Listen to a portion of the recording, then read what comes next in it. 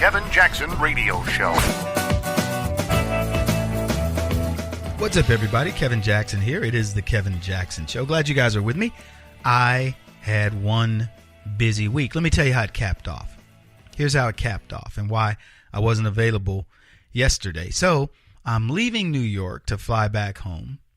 By the way, this is the Kevin Jackson Show, KJRadio.com. I just assume everybody knows me, right? Yeah, KJRadio.com, 844-551-8255. So I'm flying back from New York, and I'll talk about New York in just a second, but I'm flying back, get on the plane, everything's good. I'm excited to get back. I'm exhausted. Busy week, time zone shifts from the stuff I was doing in New York, hosting Fox and Friends, which begins prep work at about 4:30 in the morning Eastern time, which is 1:30 in the morning my time. So I might as well just stay up all night, go party and just show up to work the next morning. But no, I have to go to bed early. So I go to bed in order to get up at 4:30, or earlier than that to prep, to get primp and get pretty. But I got to be up around 3:15 so I can go over and start doing my work at Fox at 4-ish. So I'm effectively getting up at 1 o'clock in the morning my time. But I'm having to go to sleep at 8, not say 7 o'clock in Eastern time or 8 o'clock Eastern, which is 5 o'clock in the afternoon my time. So that was my cross to bear in order to do my weekend on hosting Fox and Friends. And I'll get more into that in a second. But anyway, I go back, flying back, and get on the plane. I'm excited to get home because I'm exhausted, want to see my family. And the plane, turns out a lady almost dies. An Egyptian lady, she gets on the plane. She doesn't have all of the oxygen she needs.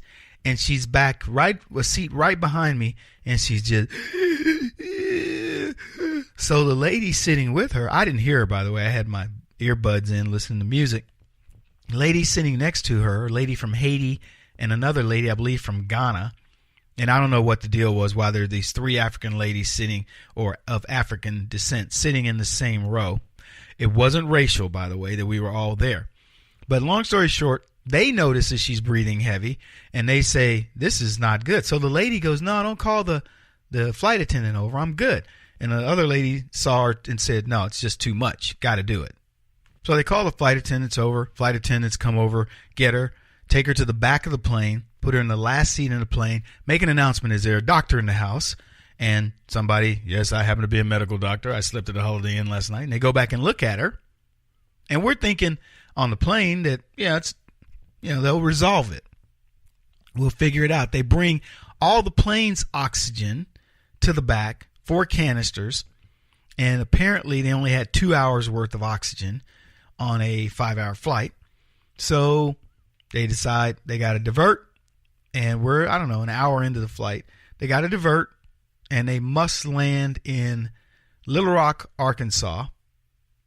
And they chose that location because they said it's still on our flight path or something like that. So we land in Little Rock, Arkansas at the Bill and Hillary Clinton Airport. I took a snapshot. They have these monitors all over, and they monitor, say different things. Welcome to, Little Rock, Arkansas, whatever. And then eventually tells you the name of the airport, and it is the Bill and Hillary Clinton Airport, which I find ironic. So we're in the plane on the tarmac. They paramedics come get the lady. They take her off, and I didn't know it was a lady at the time, but they took the person off. I found all the stuff out later and didn't even know it was in the seat right behind me until later. But long story short, they take her off. We sit out there for about an hour. They tell us, well, because of FAA regulations and the fact that we made an overweight landing, which I don't know what that means. That's kind of scary. If you say, well, why were we overweight to begin with? Couldn't we have gone on a diet? But they make an overweight landing in Little Rock. So now we've got to have a specific FAA inspector inspect the plane, and FAA requirements are that they do the pre-flight checks all over again, which they could do that there. So we learned when the captain came back and said, hey, we got to fly somebody in from Dallas who has to look at the plane.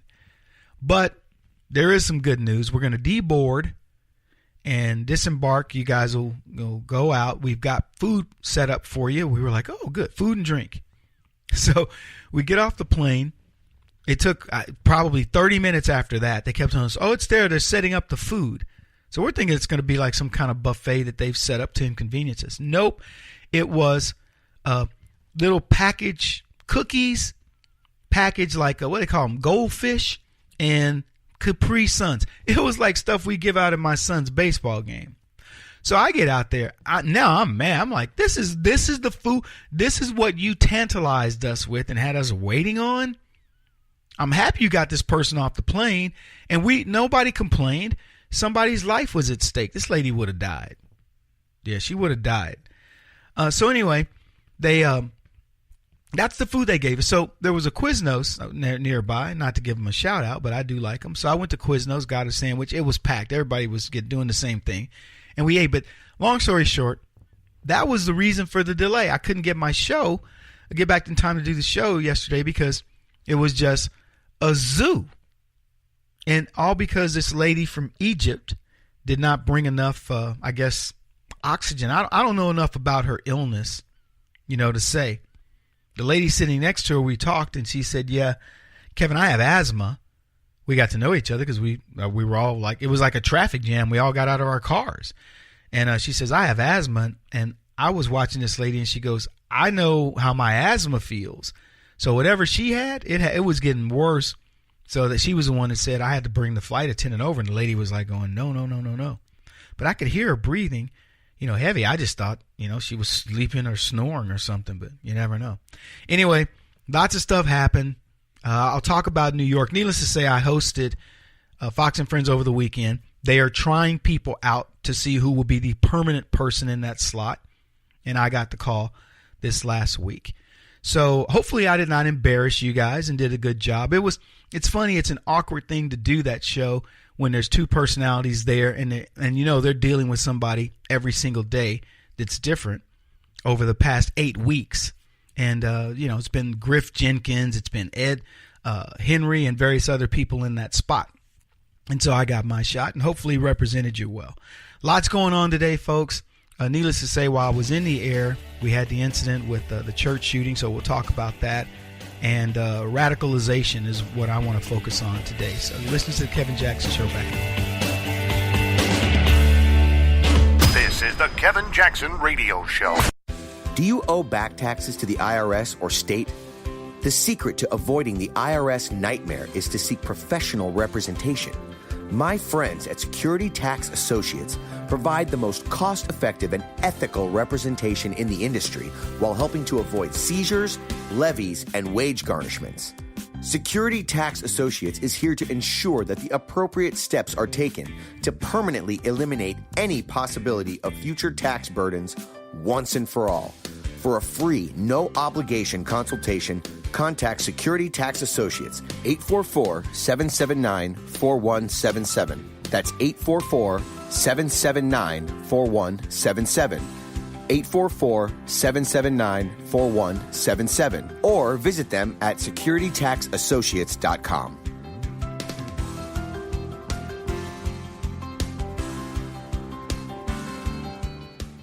Beth Cook Moranville, author of Closer Than Your Breath, a book of hope. Hope, that wonderful, wonderful 4-letter word that you may feel completely out of.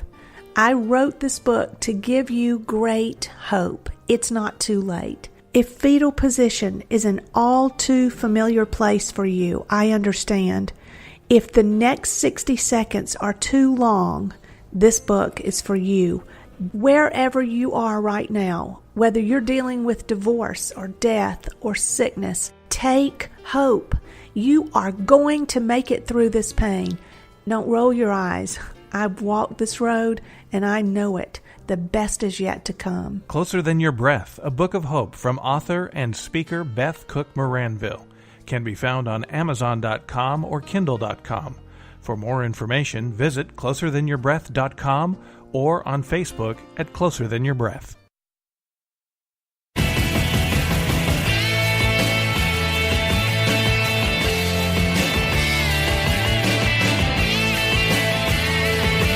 This is the Kevin Jackson Radio Show.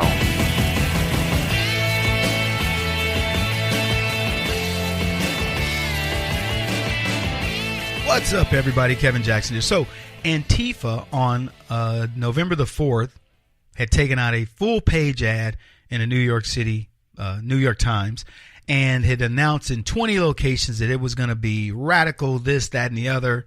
And we covered it when I was co-hosting Fox News, Fox and Friends. And it was funny in the prep meetings where everybody was saying, what's going to happen, Kevin? Pete Hegseth, he was saying, what do you think? Should we cover it? And the producers were all trying to figure things out. And I said, you got to cover it because you don't know what's going to happen. It would be remiss. But at the end of the day, I don't think much is going to happen. You can't give a warning to people like, we're going to be out here and we're Antifa. And in fact, the title on it the next day for us was Anti-Fail.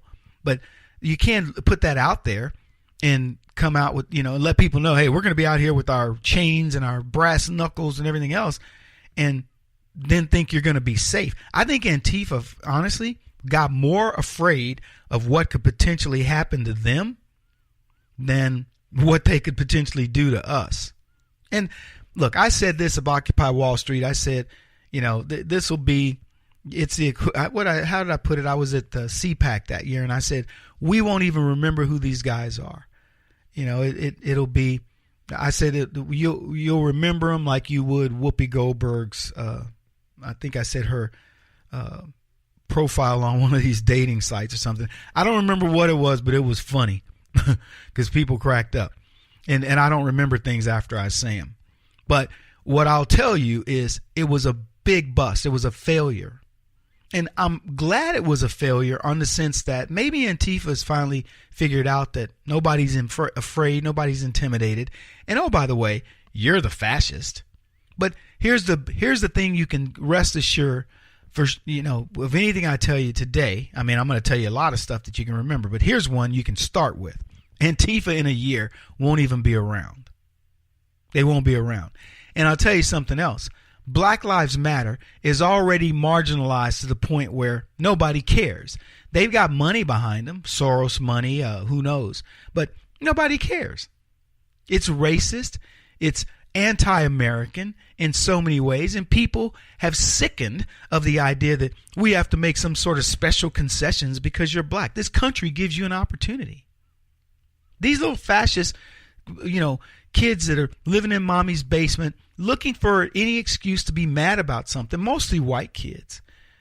What are they protesting? We're going to help black people. Well, I tell you what, if you want to help black people, protesting about us isn't going to help. I'm just saying, it's like, Kevin, I'm going to protest on behalf of somebody buying you a burger. Well, you know what? Hey, I tell you what, how about we do this? How about you buy me a burger? I don't want you protesting on my behalf. So I got into a little bit of a rift, if you want to call it that, with this white kid. I interviewed Sheriff. Well, I didn't interview Sheriff. Actually, I was in that interview on the weekend with Sheriff Clark. And he came, Sheriff Clark doesn't mince words. He said, Kevin, it's these bunch of little snowflake, pansy white kids, because I asked him, I said, I find it insulting that these bourgeois white kids think they're the ones who should be, protesting on behalf of America because of us, because of black people. Look, we've been protecting ourselves for millennia. So what are you talking about? You're going to come protect us. I don't need you. So Sheriff Clark called them snowflakes. I called them snowflakes. Now there's two ways to think of snowflakes. A snowflake is your white girl. Like if you're a black dude and you're like, yeah, man, they're like, Kev, you dating that white girl? Yeah, man, got me a little snowflake. That's what we, in the vernacular, we call a white girl, a snowflake. Okay? But the bigger meaning has become that sort of overtaken it is the idea of a snowflake college student, meaning somebody who can't handle the heat and typically is a white person, but doesn't have to be. It's the experience of you put those people under pressure or in the heat and they melt, or they collapse like a Hollywood stage chair. So that's the notion. So that was the notion. That was the way that me and Sheriff Clark used that terminology. So some guy writes to me and he's mad. Kevin, I can't believe you demean white people. I turned it off the minute that you said turned off Fox. The minute you said that. And so I wrote him back and I went, okay, fine. Thanks for the update. I don't think it, I'm sure, I don't know how Nielsen or Arbitron looks at the numbers, but I'm sure it registered. So congratulations to yourself. But you're offended over me using snowflake and you're making a racial reference, and I wasn't. I was making a pansy reference.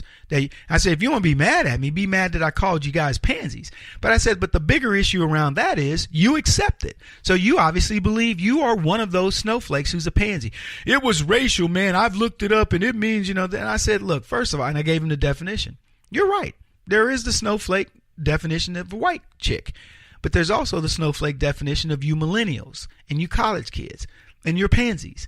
And you're not going to convince me that I said anything wrong because that term has been used. It's used by lots of people. I know you might like me to change it, because the left certainly loves to change, bully us around with the lexicon.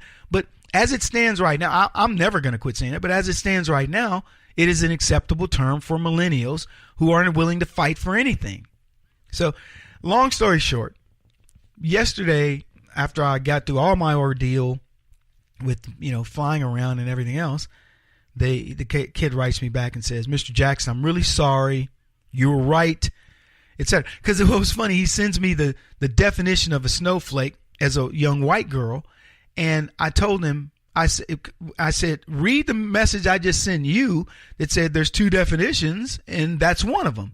And then he got quiet for a bit. And then when I landed and got situated and all that, he sends me the note apologizing, which I told him it's big of him to do that. So I'm glad he did. But anyway, Antifa. So we're going to talk a lot about Antifa today in the subcontext of the shooting, in the subcontext of radicalization of America and radicalization of Muslims, radicalization of these snowflakes, these kids in college that don't even know what they're fighting for, radicalization of blacks in America, and so on and so forth. That's what the left does. It wants you to be upset. I've talked about this from a psychological point of view. If you are not happy, you don't want other people happy.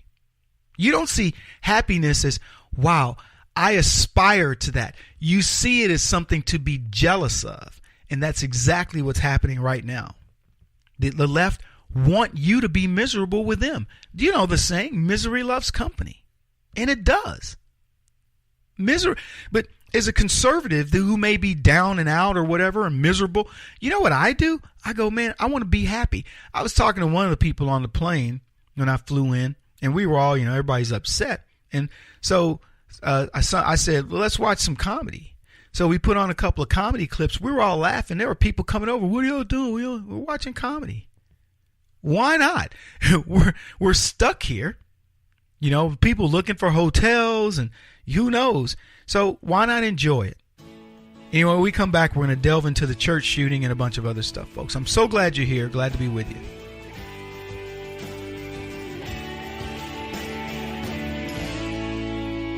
This is the Kevin Jackson Radio Show.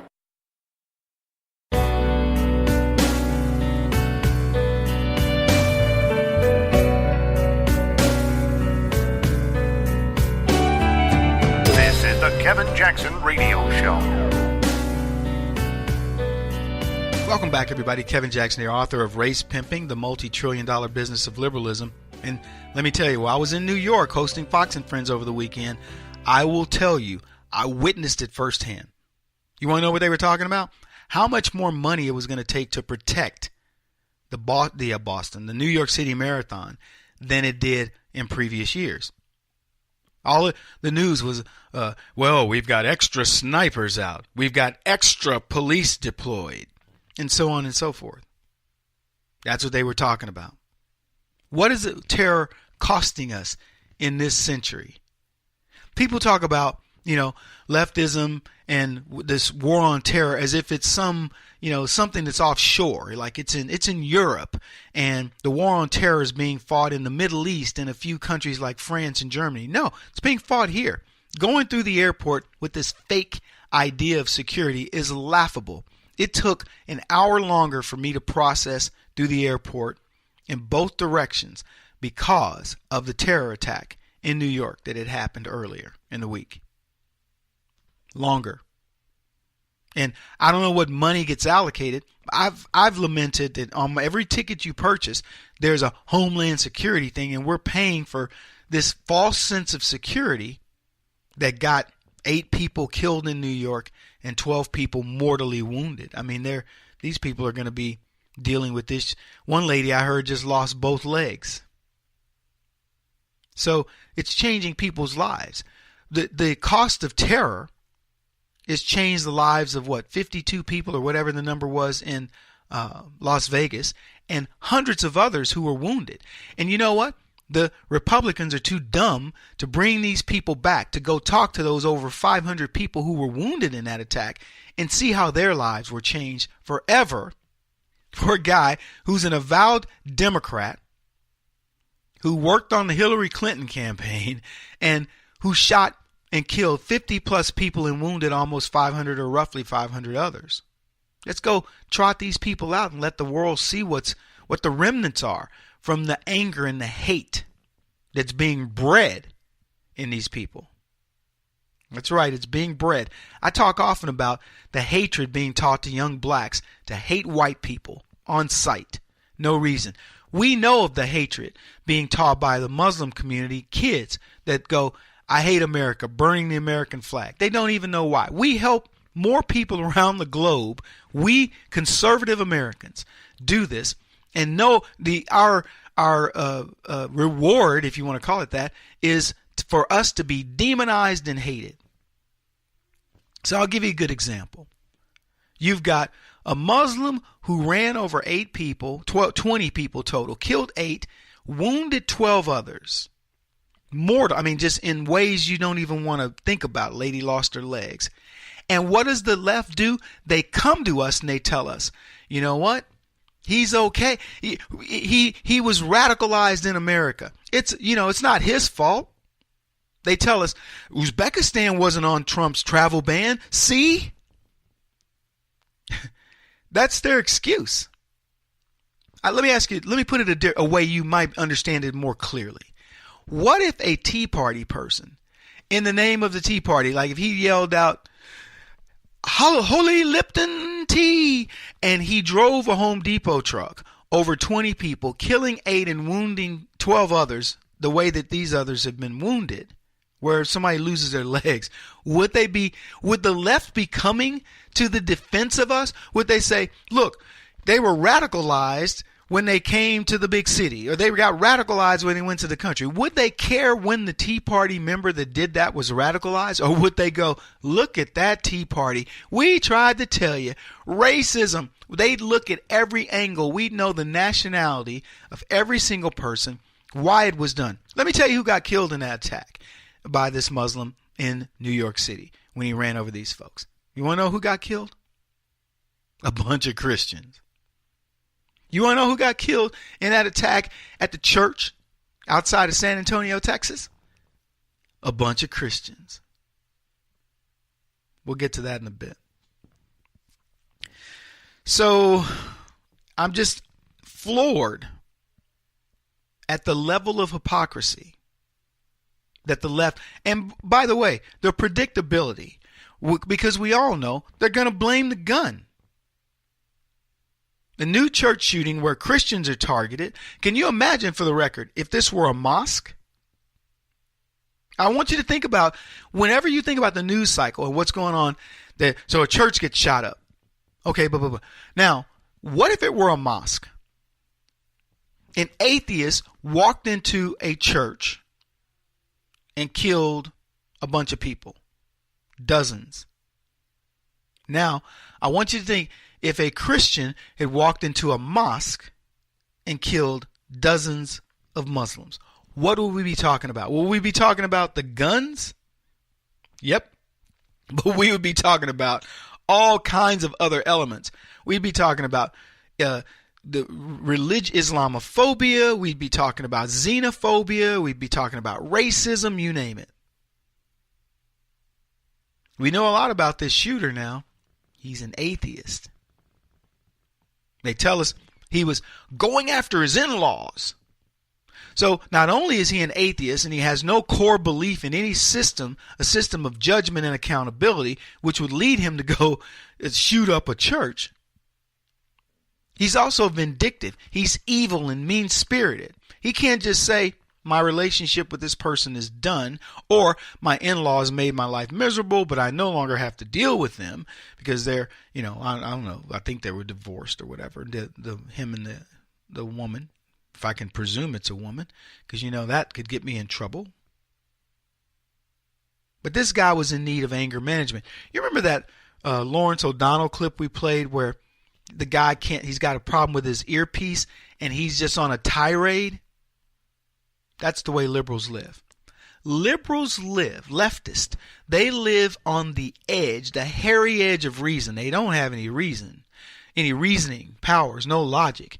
And so they live on the hairy edge of it because they back themselves into a philosophical and ideological corner, and they're mad every time they're confronted that they can't rationalize it. They're like children. Everything ends in a tantrum with a 2-year-old or a 3-year-old. They don't sit down and go, Mother, I was thinking the other day about that bit of a tantrum that I threw. I was wrong for that. Yes, Mother, I apologize. They don't do that. They don't have that ability. Trust me, I was in the thick of them. People that think at Fox it's so liberal. I was on Outnumbered. 2 of the women on there were absolute leftist. Absolute, utter leftist. These aren't conservatives we're debating. Marie Harf is such a waste of space. I guess they brought her on because, it's tough to find liberals that can, put 2 sentences together without sounding like a monkey. But because I don't get it. Anyway, this guy's an atheist, going after his in-laws, needs anger management, got this gun that he used illegally. And for the record, just like leftists love illegals coming into the country, if you think they love them, they love illegal guns. They love them. The only thing they love more than illegal guns is when somebody uses them in a crime. So leftists and then go trot out their whole, the whole narrative of the gun did it. The gun is evil. Look at that evil gun. That's the way they work. I offer to you folks that leftism is our biggest problem in America. It's bigger than terrorism, global warming, BLM, Antifa, the national debt, the overspending, you name it. It's bigger than all of it. It's costing us trillions of dollars. If you got rid of leftists, your crime rate would drop exponentially. I'm talking 900%. It would go down 90%. You know what I'm saying? I mean, you'd have a reduction across the board. All these laws that we have, it would be practically utopian if we got rid of leftists.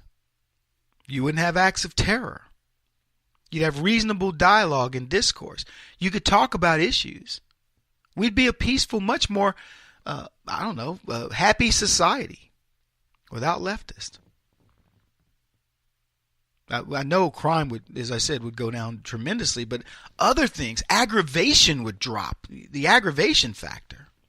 Can you imagine kids actually learning, people going to work and enjoying life again?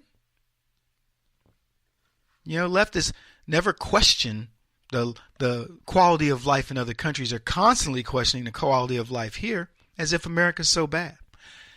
They gleefully remind us that no. When Muslims come over here and then they commit an act of crime in America, they weren't radical before they got here. They got here and they noticed how bad things were, and then they became upset.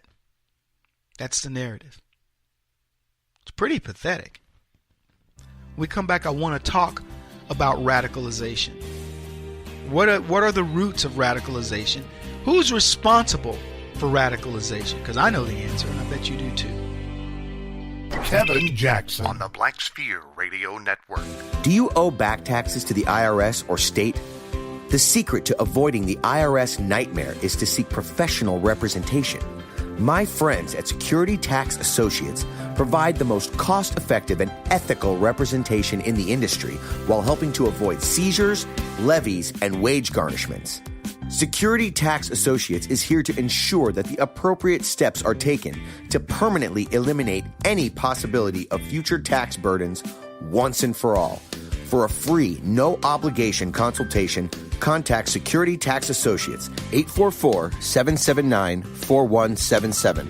That's 844-779-4177. 844-779-4177. Or visit them at securitytaxassociates.com.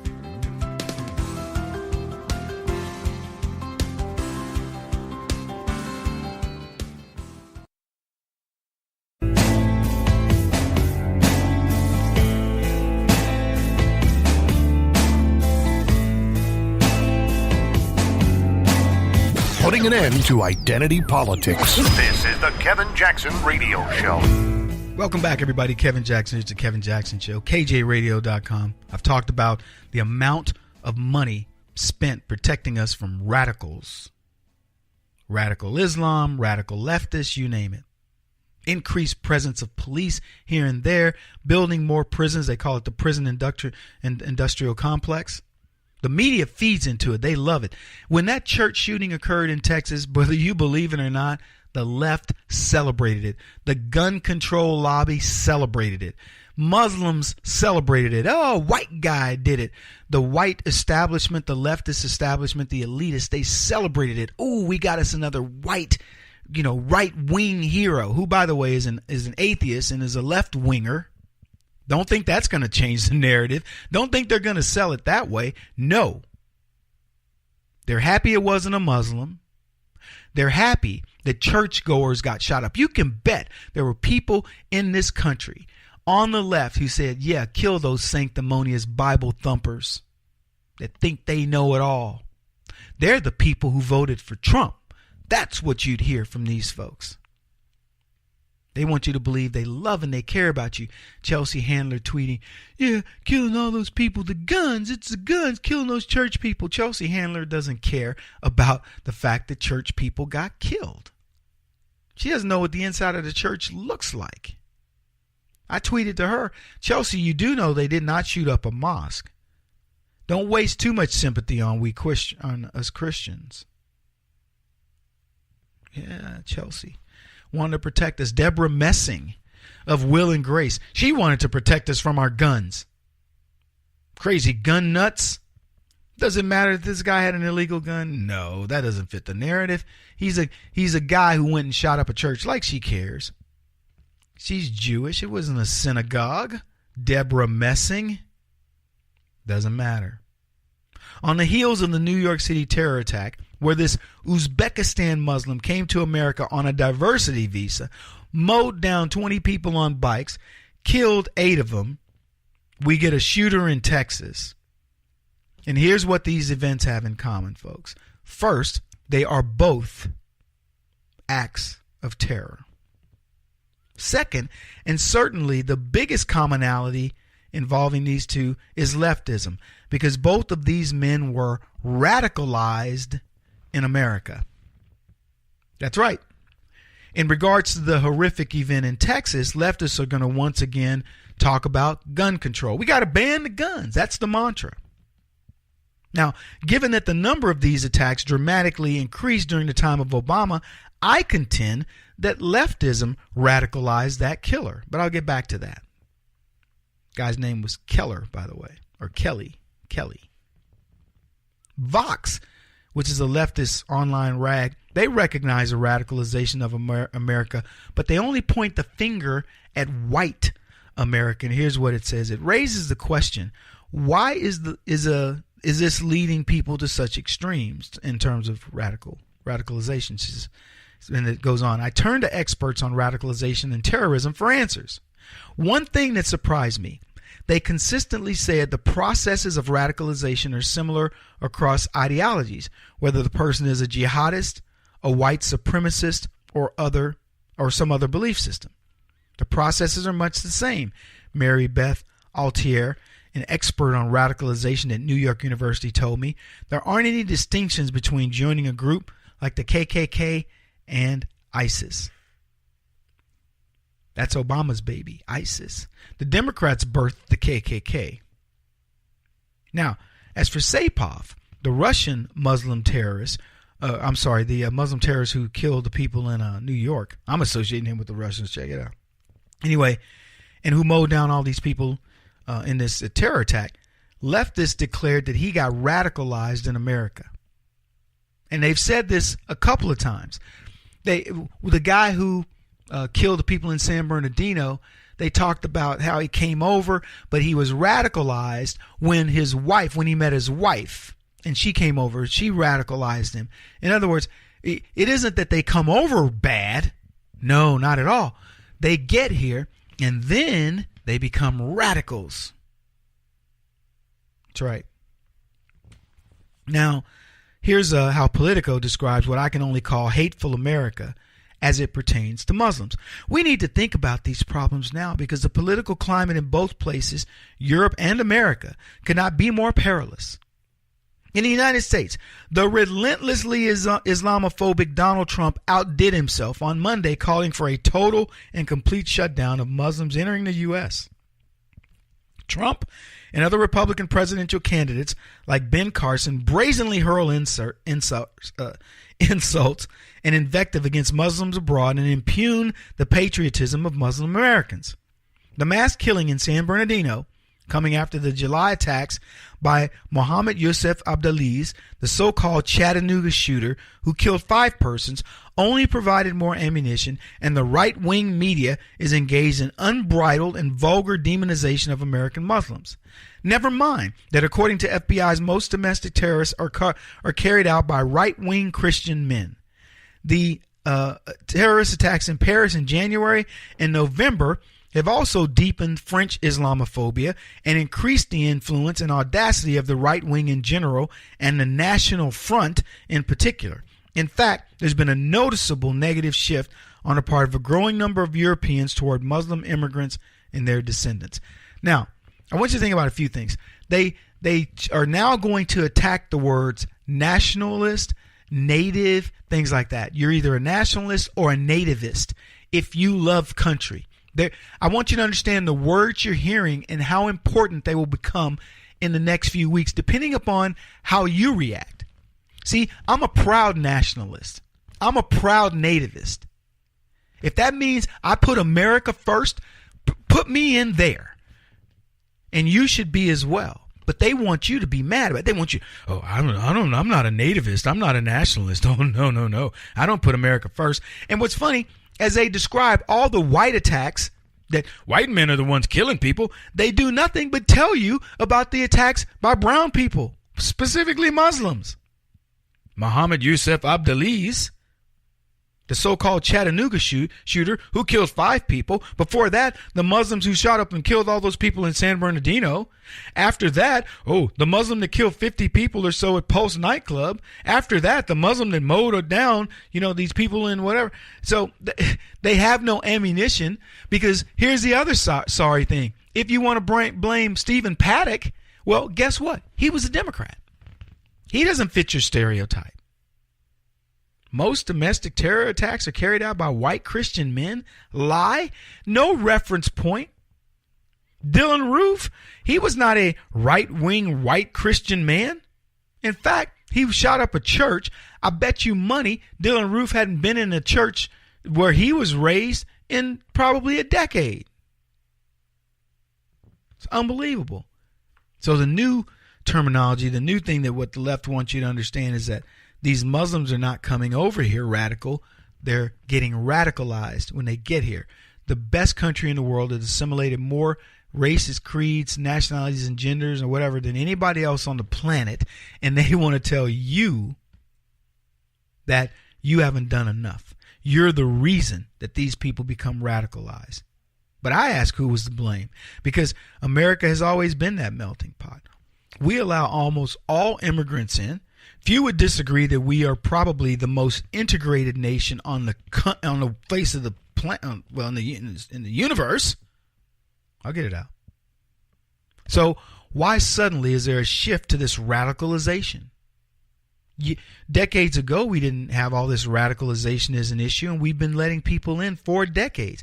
So the answer is simple: leftism. Radicalization, folks, doesn't fall on the bony shoulders of Barack Obama, not solely.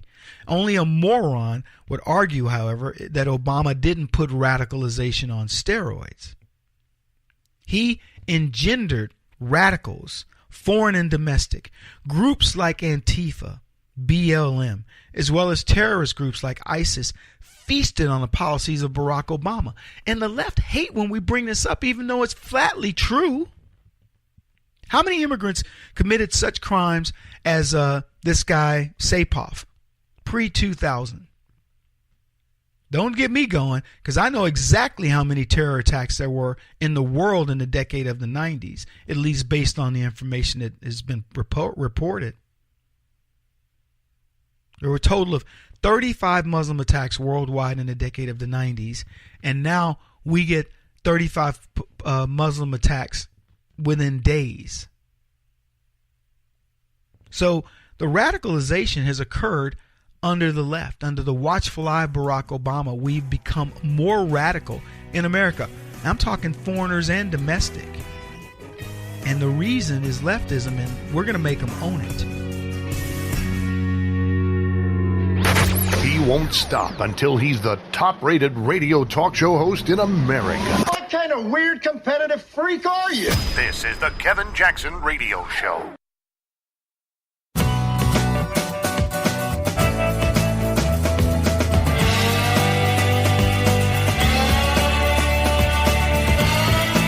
This is the Kevin Jackson Radio Show.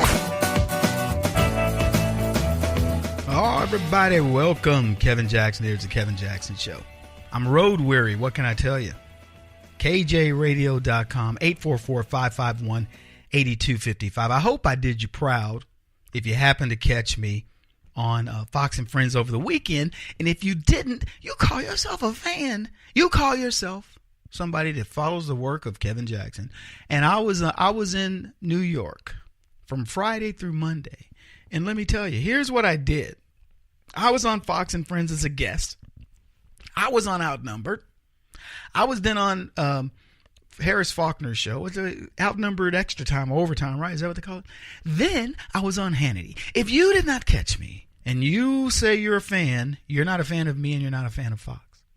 A lot of changes going on over there.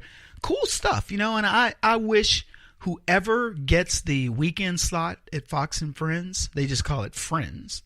But I wish whoever gets that they really knock it out of the park.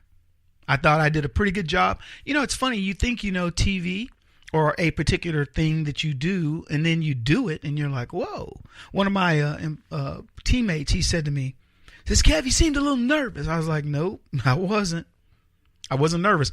I was apprehensive about a few things that it was difficult to sort of figure out. You know what I mean? Because it's a new gig, right? I was apprehensive, but no, I was in no way nervous.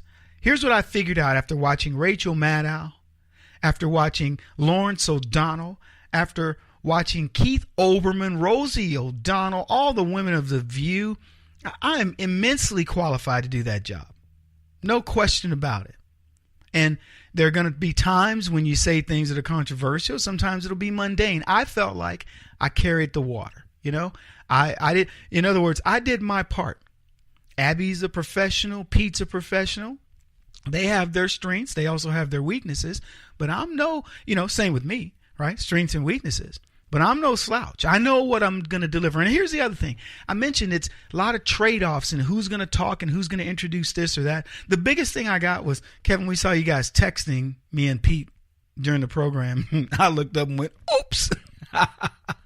But we thought the camera had gone off of us because it lights up red and green and you think, oh, it's off of you. And it wasn't. Good fun, It's live TV. It's supposed to be fun. It's supposed to get people to come over and check it out and see what's going on. And from what I heard, we did really well. In fact, the producer said to me, well, not to me, but to everybody. He says, "Who's number one this morning in TV or whatever?" I guess they got like instantaneous statistics. And I said, "Friends." And he goes, "You're doggone right." And so we dominated. We were number one in the morning. I don't know who else is on. But anyway, I'm glad you guys, if you did get a chance to check it out, thank you. And, because Fox measures, they were looking to see, can Kevin bring an audience? We didn't tweet it out and, hey, be sure to watch because I'm going to be on. We didn't do a whole lot. We did some. Because here's the way I looked at it. I was like, you know what? If God wants me to have that spot, I'll get it. If he doesn't, I won't. So I gave myself a C on day 1, a B on day 2. Had I had another day, it would have been an A. But, we'll never know, right? But it was fun, and it was fun to get in the mix and to see what goes on. And I was talking to some of the people on the staff, and they were like, Kev, whatever you learned, man, the thing we know about you, you'll take it to heart. And that's a fact. Glad you guys are here. Hey, the NFL is still headed for destruction. These guys just can't get it together, can they? I got to watch some NFL this weekend, and before you guys were like, well, Kevin, what are you talking about? Yeah, well, I was in places where they were playing it. It's the only way I watch it. I don't watch it. And here's what I can tell you. I looked at the stadiums on the games that were on, and I went, wow, these stadiums are suffering. And I was really curious to see what the numbers were going to look like. They're horrible and getting worse. And here's the thing. Donald Trump has pretty much left them alone. It's the way, it's funny. Think about this. Trump gets on immigration. He does what he does. He says what he says. Then he goes into action, and he leaves it alone. You know what I saw? Immigration down like crazy. Number of illegals entering the country down 87%. I don't know the numbers, but you guys probably do. But down a lot. Number of illegals who've left the country and so on and so forth. All down. You look at illegal immigration amongst Muslims. Number of Muslims entering America down. Number of Muslims have been deported from America up. And on and on. When Donald Trump, this is what you got to like about this guy. Whether you like him or not, he gets something done. If he tells you, this is what I'm going to tackle, you have to like it. I mean, well, you don't have to like it, but you definitely have to take note that something's going to happen, that this guy really knows what he's doing, and it's going to be impacted. And, they keep wanting to make the comparisons. He's not articulate enough. He's not this or that. And I keep coming back and saying, look, you can have your articulate, clean black man. I'll take the guy who, when he goes, I don't like that. That's not good. It's not good for America. And I think to myself, he's going to address this. Opioid crisis. Is there anybody out there who hasn't, who maybe heard his press conference, heard him talk about it? Do you think in your heart of hearts that he's not going to do something positive to help with this opioid crisis? Is there anybody out there? Let me just drop a bomb on you folks. Even leftists know this is a good thing. Donald Trump said something about it. This is probably going to be one of these crises that he puts a dent in within 8 years. And here's the other beautiful thing. It's not like Obama, where it's a talking point and then he moves on and nothing happens. That was the point of what I said earlier. Were you paying attention? Hello, is this thing, can they hear me out there? Check the volume. I'm not getting enough feedback of head shaking. Yeah, Kev. I'm just kidding y'all. I know y'all are out there agreeing. So that's the thing you got to feel good about. I told you guys about the NFL. Said these guys want to take a knee, and Donald Trump finally addressing it and saying, look, I don't give a crap what your industry does in terms of what product you make or whatever. But if you're going to make a product and then you're going to try to go somewhere and you're going to take a bow, you're going to, take a knee, or in the case of Obama, bow, you're not American. When he went over to the Far East, what did he do? He goes over to Japan, he meets with the troops, and he says to them, we don't bow, we don't take a knee. We have the strongest military in the world. You guys are so worth it. And he did it, man. These guys, they had to feel great. They gave him that jacket. We talked about it on the show. Love that moment. And I asked on the one of the people on the show, do you know if Obama ever got a jacket like that? He says, I don't know, but I don't think so. That was the staffer for Trump. Anyway, short break. We'll be back, folks. Lots to talk about. This is the Kevin Jackson Radio Show. Do you owe back taxes to the IRS or state? The secret to avoiding the IRS nightmare is to seek professional representation. My friends at Security Tax Associates provide the most cost-effective and ethical representation in the industry while helping to avoid seizures, levies, and wage garnishments. Security Tax Associates is here to ensure that the appropriate steps are taken to permanently eliminate any possibility of future tax burdens once and for all. For a free, no-obligation consultation, contact Security Tax Associates, 844-779-4177. That's 844-779-4177. 844-779-4177. Or visit them at securitytaxassociates.com.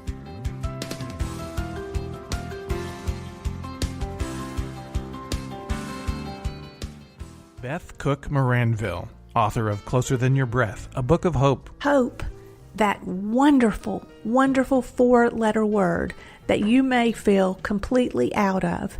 I wrote this book to give you great hope. It's not too late. If fetal position is an all too familiar place for you, I understand. If the next 60 seconds are too long, this book is for you. Wherever you are right now, whether you're dealing with divorce or death or sickness, take hope. You are going to make it through this pain. Don't roll your eyes. I've walked this road and I know it. The best is yet to come. Closer Than Your Breath, a book of hope from author and speaker Beth Cook Moranville, can be found on Amazon.com or Kindle.com. For more information, visit closerthanyourBreath.com or on Facebook at Closer Than Your Breath.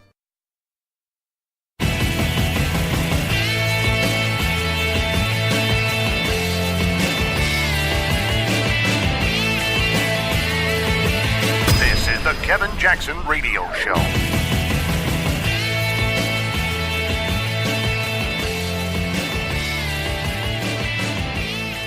Hey everybody, Kevin Jackson here. Where do you want to start? You want to start with France now taking a new stance on the Muslims?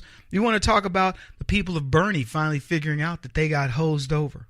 What about Doug Schoen saying the Democrats are rotten to their core? Kellyanne Conway talking about Clinton corruption. Nancy Pelosi, do you really think she wants to look forward to the next election? Seriously? Sarah Sanders gets questioned on slavery. Holly weirdos are getting asked about sexual assault in Hollywood and their thoughts around it. The scandal is starting to break. Russia is now backfired on the Democrats. Lots of stuff. Terror attacks in New York. Terror attacks in churches here in America. Everything that the left has planted seeds for has grown and grown and grown, and finally there's somebody out there called the weed whacker. Donald Trump, he's out there whacking these weeds. He's keeping terrorists out of our country. He's keeping illegal banditos out of our country. He's actually making the terrorists of the left be held accountable. Groups like Black Lives Matter and Antifa and many others. We have a new sheriff in town. I've been talking to everybody who'll listen, who voted for Donald Trump, and I tell them, everybody you meet that talks about I'm for Clinton or I'm with her or whatever, you should get in their faces and say, you were voting for a crook. We tried to tell you the truth and you blew it, not us. You should be thanking us. You should be down on your knees, praying like we're Allah and or Mecca and you're Muslim. And you should be doing it 6 times a day, you clowns. That's right, all of you are clowns that ever voted for Hillary, thought about voting for Hillary, continue down this stupid narrative that she's the one. Anybody related to your party, nothing but a bunch of crooks and scoundrels. Even Doug Schoen said it. Need a special counsel to look at Secretary Clinton and her campaign and her activities as we are Donald Trump. We need to clean up our system. But let's be honest here, Sean. Bernie Sanders had pulled out effectively before California and was negotiating for a plane and speaking engagements in the fall before he even lost and before he even conceded. But wait a minute, but this was signed long before that. I understand. This is corrupt. Bernie Sanders wasn't honest. My party is rotting to the core. I consider myself Bernie Sanders wasn't honest about what? Bernie Sanders was negotiating for a plane, for speaking engagements, to not challenge the results at the convention. That was Doug Schoen. And it was funny, the black lady who worked on the Bernie campaign is like, well, what's that got to do with anything? Because she's trying to protect Bernie. Bernie sold them out too. I said it. And Abby, when she says to me, something along the lines of like, that's not really fair. It is fair. That's exactly what Bernie did. That's what people recognize. Bernie Sanders sold his party down the whatever his followers, whatever you want to call him. He claims himself he's an independent. He sold the independents down the river. The people who supported Bernie expected him to live up to what he said. But see, that's the thing about Democrats. You give them a patch of land and say, I want to come back and look at a beautiful country club or a resort or a big building of something that you're proud to put your name on, and you got nothing. You got squatters. You got Occupy Wall Street sitting all over the place. You know, you're not going to have something nice. Anyway, I want to go back to these kneelers, the NFL, and talk about where they're headed. They're headed south. And we didn't have to cover it over the weekend when I was doing Fox News, or Fox and Friends rather, because we knew what was going to happen. Even though they're at the remnants of this, where they're finally getting down to where they no longer have to deal with this stuff. You got the NFL that's still doing the same thing, should be looking at this as a business and have done the right thing. Roger Goodell he could have nipped this in the bud. We would be done talking about this. We wouldn't be talking about it in terms of other sports like we did about the Major League Baseball. We wouldn't be talking about it. It would be over. But instead, it's now front and center. And it's crushing the NFL. And what it did is it brought Roger Goodell's salary into play. There were people like me. I didn't know how much money Roger Goodell made. I was like, what? $242 million or what? He makes more than the top player in the NFL in the same period. And I'm talking by far the top Super Bowl champ players and an administrator. Roger Goodell, he is an employee just like everybody else in the NFL. The owners are the ones who determine the money. And here's Roger Goodell, the face of the NFL, making all this money and ruining the sport. What an ambassador for the NFL. Anyway, there was an article that appeared in Sporting News, and it says, no wonder the NFL sponsors are starting to panic. At the halfway point of the 2017 regular season, the league's once golden TV numbers are still plummeting. NFL game telecasts averaged 14.8 million viewers during the first 8 weeks of the season. That's Nielsen data. That figure's down 5%. They used to do 15.5 million viewers first half of 2016. It's off 18.7% from 18.17 million viewers in the same period in 2015. So let's recap. 18.2 million down to 15.5 million, down to 14.8 million, and shrinking fast. And this is just, how do you look at your industry, see this happening, and not want to make changes? Let me explain to you folks how powerful political correctness is. When you're watching your industry go from those kind of numbers year after year, and you make no changes, there is not a business. I mean, this is the strangest business I've seen, because I worked with some of the largest companies in the world. If I gave them those numbers, Roger Goodell would have been gone after the first year, but he's still there. He certainly wouldn't be getting bonuses. He certainly wouldn't be remaining the guy out front. Look at Starbucks. Even Starbucks was smart enough to say, look, Howard, you're not going to be in front and center anymore. You're not going to be the guy. They finally said enough is enough. And Howard Schultz, at a time when we were getting terror attacks and things like this, Howard Schultz was threatening to hire Muslims. And I'm talking about immigrants who were, and look, I don't have a problem hiring Muslims, but hiring people that came potentially on a watch list. He was saying, I'm going to hire these, because Donald Trump wants to potentially ban certain ones from the country, I'm going to hire more. And it backfired so badly that Starbucks was begging conservatives to come back. Begging. And so Howard Schultz then shifted. He pivoted. We're going to now hire 10,000 veterans. Yeah, nice try, Howard. The NFL, what did they do? The minute that they got under fire, we've now got our veterans. Get your favorite veterans T-shirt from the NFL. So it had, camouflage with whatever your favorite team was in the NFL logo. And they said, hey, that'll appeal the masses. They won't get it. They're too stupid. but we got it. And let me explain something, folks. It's a trickle-down effect. Not only have you stopped going to the games, okay, you've stopped watching the games on regular on Sunday. You've stopped watching Sunday night and Monday night football and Thursday night football, but you also have stopped buying their merchandise.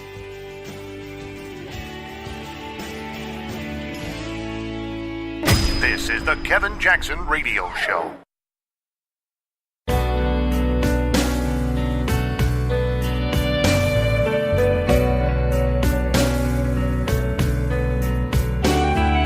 This is the Kevin Jackson Radio Show.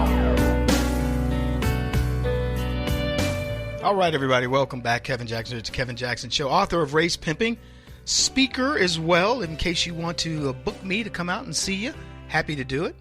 So we've had tragedies occur over the past about the past week. We had a Muslim brought in by leftists, brought in by Chuck Schumer, and he decided he was going to mow over a bunch of New Yorkers, put New York in a state of panic, and rightfully so. And then we've got a guy down in Texas who decided he's going to shoot the place up. So I wanted to do a little bit of a deeper dive. We talked about radicalization earlier in the broadcast. I say leftists are the best at radicalizing people. Look at Occupy Wall Street. You want to look at radicalization?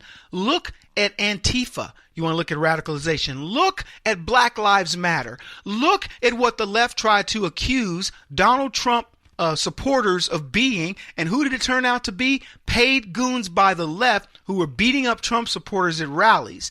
We were warning them that these big rallies meant something, and Hillary Clinton, who couldn't get two people to show up with even if she ordered pizzas, and they were telling us it's no big deal. That's not the way the Democrats come out. Oh no, those big rallies for Trump just mean that a few people want to see him. Most of them are just tire kickers. They just want to see what it's all about. Then they'd interview one or two people they'd send over, and then go, so why are you here? Well, I'm here. I was paid to see. I'm here because you asked me to come. I'm here to see what this is all about. I'm not necessarily for Trump.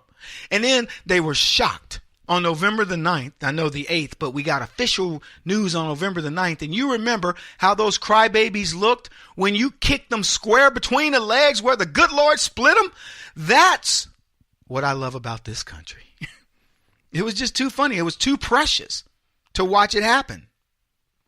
Anyway, let's go back to these mass shootings, because people were saying mass shootings are done by a bunch of crazy white people, blah, blah, blah. So I want to give you some things to think about as it pertains to mass shootings. Radicalization.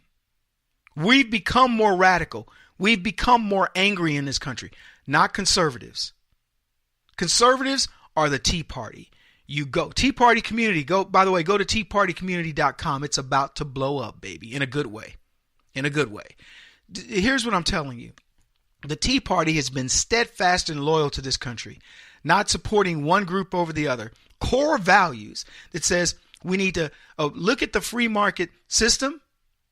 We need to hold our public services accountable. And we need that our representatives represent the people and not themselves. This is not about enriching yourself. We've been true to the principles of the Tea Party from day one, and it has helped this nation. It got us a president, a billionaire who doesn't have to give a crap. And that's what Donald Trump is. And it is showing in every indicator, not just economic. It's proving itself everywhere. And we did that. You didn't build that. Shut up before I slap you, Barack Obama. We did build that. So let's look at this whole mass shootings thing in a context. These are some interesting stats. So we went to Mother Jones, and they had all the stats. Now, you can go a lot of places, and they've got all the terror attacks, all the attacks, things like that. Mother Jones did American-based attacks. I don't know how thorough it is. They claim it's pretty thorough, but here's what their data showed. They didn't consolidate it. I did what I'm about to report to you, but I looked at it by decade. I looked at it by president, during the time that president took over officially, etc. And you can make your own assumptions from here. But here's what I can tell you. There were, I don't know the total number, but there was, dozens and dozens of mass shootings. And here there were 8 mass shootings in the 80s. You can add these up if you want. 8 mass shootings in America in all of the 80s. there were 24 mass shootings in all of the 90s. So we tripled mass shootings, 300% increase in all of the 90s. In all of the 00s, in other words, from 91 through the year 2000, there were a total of 20 mass shootings in America. So we stayed relatively flat, went down, in fact, 20%. Then in the 10s, there have been 43 mass shootings. That's from 2011 through the present. So we've, in the time of Obama, we've had 43 mass. Well, I'll give you the specifics. There have been 4 of the 43 mass shootings since 2010 in a day, 2011. There have been 41 of those 43 mass shootings were during the time of Obama. 41 of them. 30 of those mass shootings of his 41 came in Obama's last term. So there were 11 mass shootings in his first term, and then there were 30 in his last. He ramped up. So let's go back and recap. 8 in the 80s, the entire 80s. In the time, the point is this: Barack Obama has presided over 500% bigger mass shootings than the 80s. He's doubled the number of mass shootings in the almost the 90s and all of the 00 years. 43 mass shootings so far in the decade that we're talking about now, and 41 of them were during the era of Obama. And it's easy to even say, quite honestly, that any mass shootings over the next 2 years that we're going to be during the Trump period, were inherited by Barack Obama and the policies of leftism. I want you to think about how many mass shootings there would be if you had a president like Hillary Clinton or a continuation of Obama's policies, where you're letting in more and more terrorists. I want you to think about this, what they said about Saipov.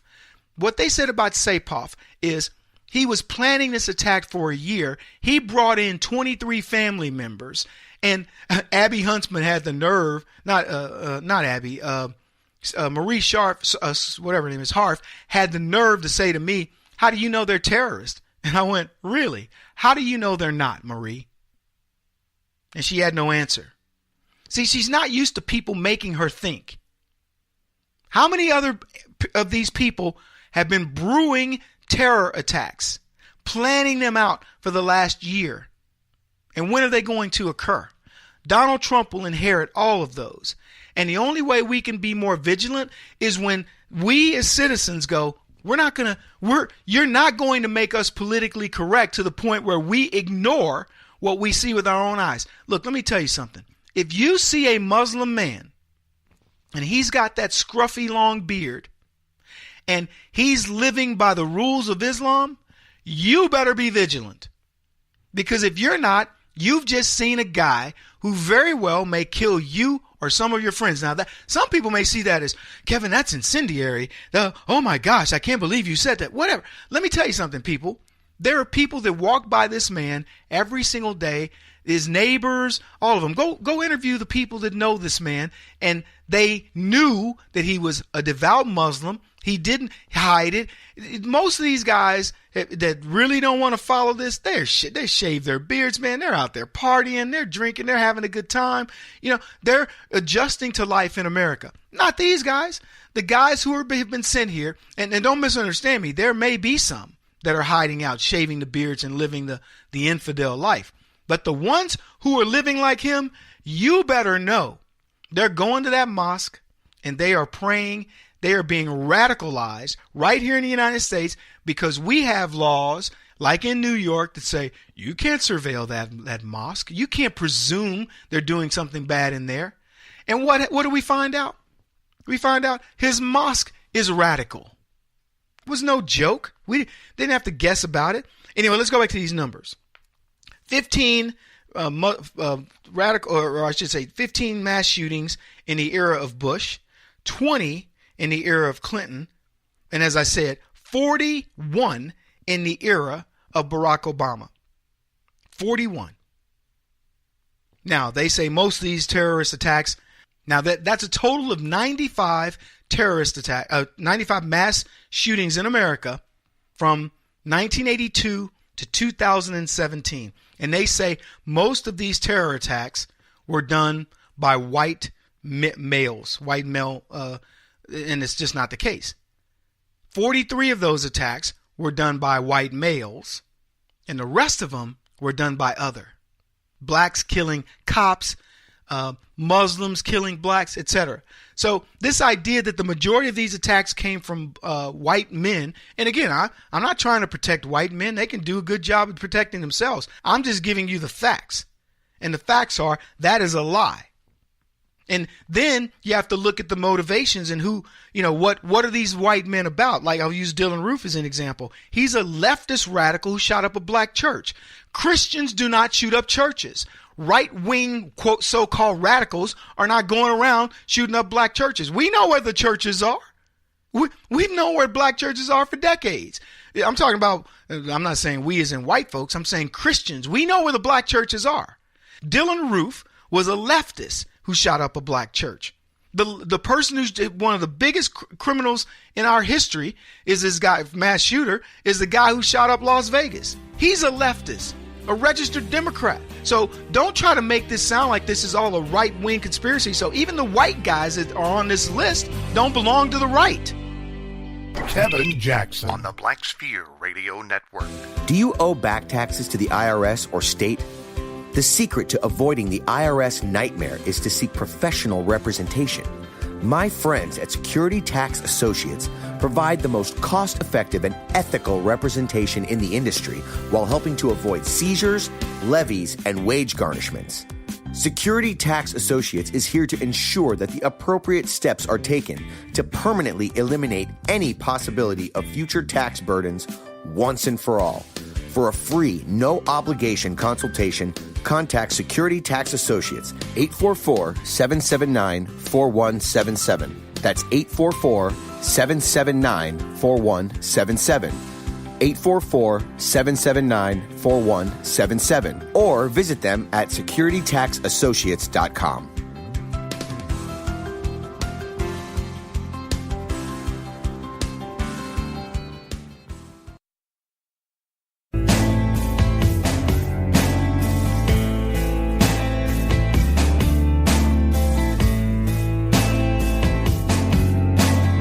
Putting an end to identity politics. This is the Kevin Jackson Radio Show.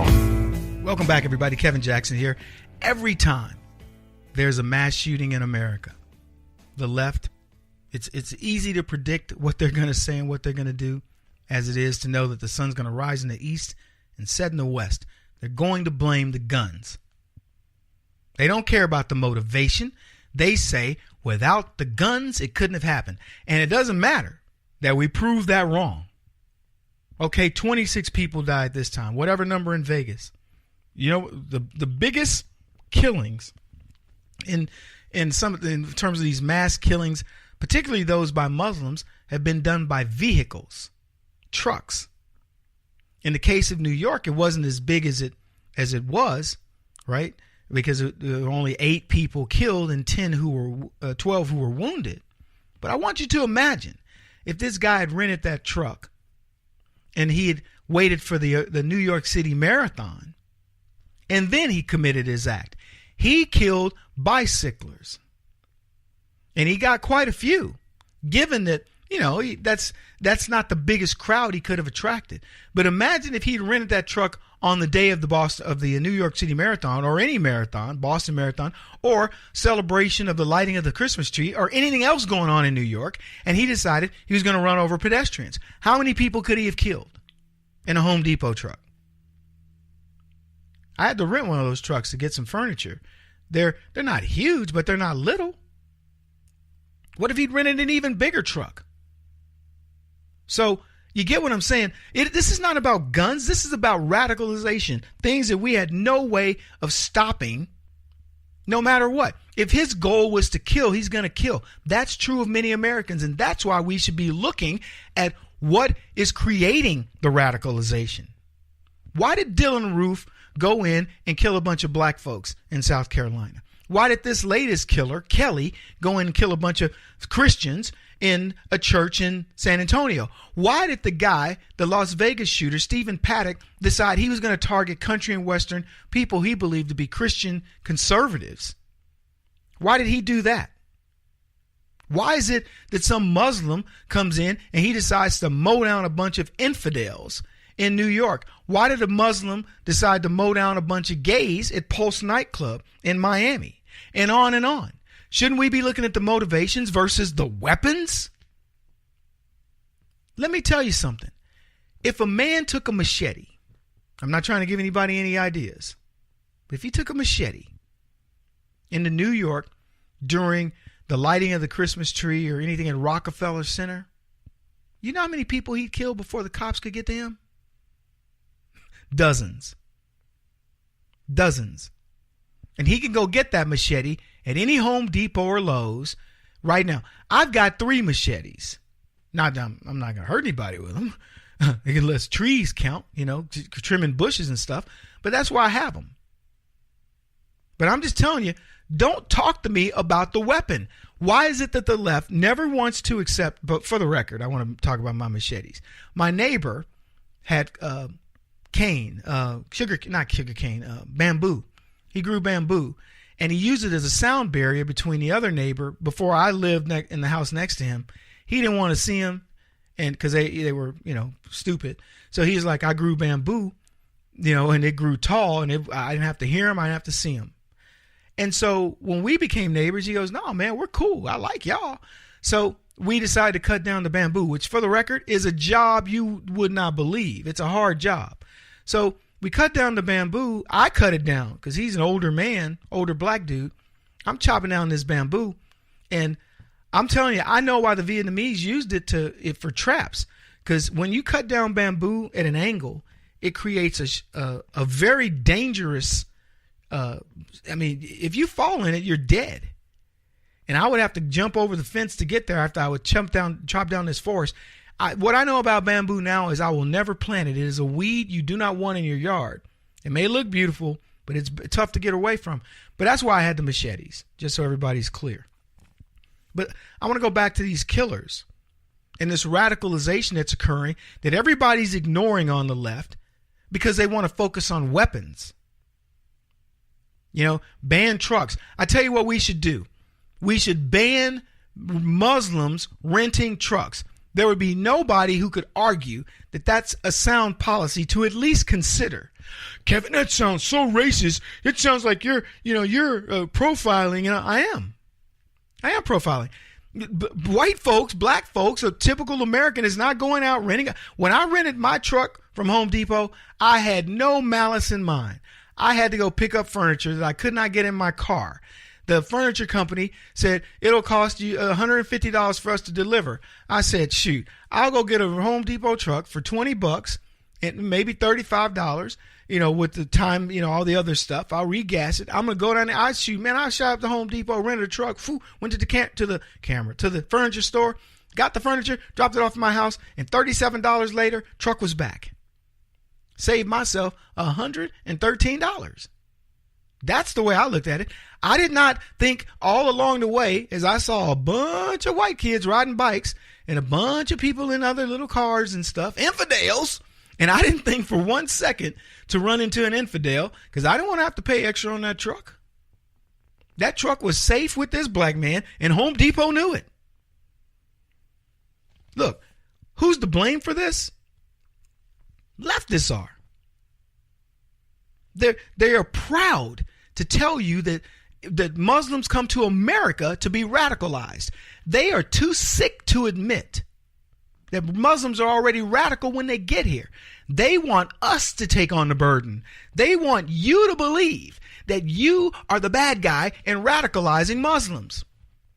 They also want you to believe that America is so bad that sometimes even our own citizens want to go fight for ISIS. That's what they want you to believe. They don't want to tell you, you know what? Anybody that would leave this country to go hang out with those goat humpers is insane. Because that's what they are. Did you see the story? I saw it in the UK Examiner. Some white dude from Wisconsin, some Pillsbury Doughboy looking white dude went to ISIS and they used him as a sex slave. Surprise, surprise. Toughen up, dude. Toughen up, Buttercup. Because I don't care. And look, what about these girls that leave? Oh, I'm going to go and we're going to help ISIS and I want to be a jihadi bride. And then they go to become a jihadi bride and find out that they treat them like broads. Yeah. Pass them around from warrior to warrior. They cry to come home. Why would you tell me the allure? And what's funny, the left says this. The left will go, yeah, the jihadis have a very sophisticated recruitment system on the internet. And yada, yada. I'm like, what? Come be with the unwashed? Yeah, I tell you what, the recruitment system for us should be, see this homeless man? He smells better than any jihadi you're ever going to meet. Do you want to have sex with him, young girls? Because you will be forced to be with him versus choosing. You know, hey, young men, if you want to go fight the war in Afghanistan on behalf of ISIS, go look at a homeless guy, put a rifle in his hand, and figure out, how to be begging for food. Oh, and by the way, you can never leave. They'll kill you if you try to escape. I mean, what are you telling me? It's alluring to go over there. That to me is so crazy that it drives me insane that people even try to sell that idea and people buy it. People, oh, well, they do have conservatives repeating this nonsense back to me.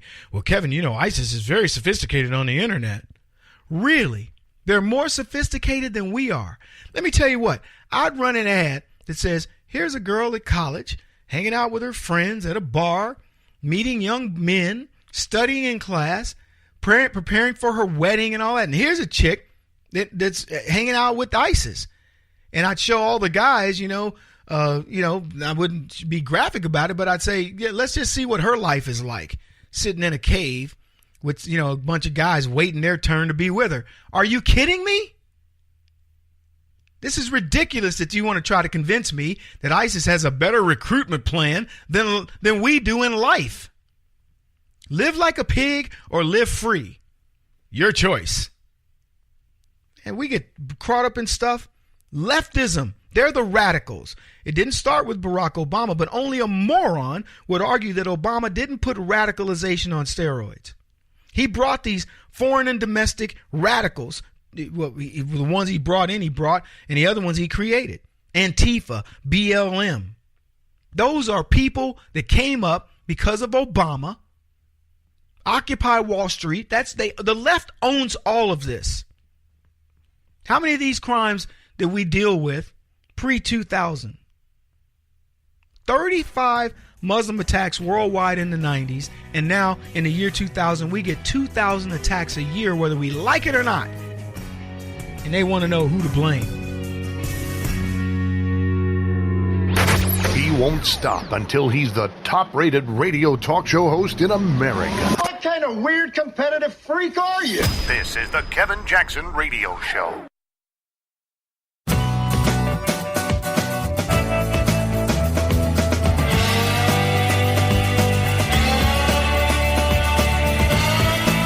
This is the Kevin Jackson Radio Show.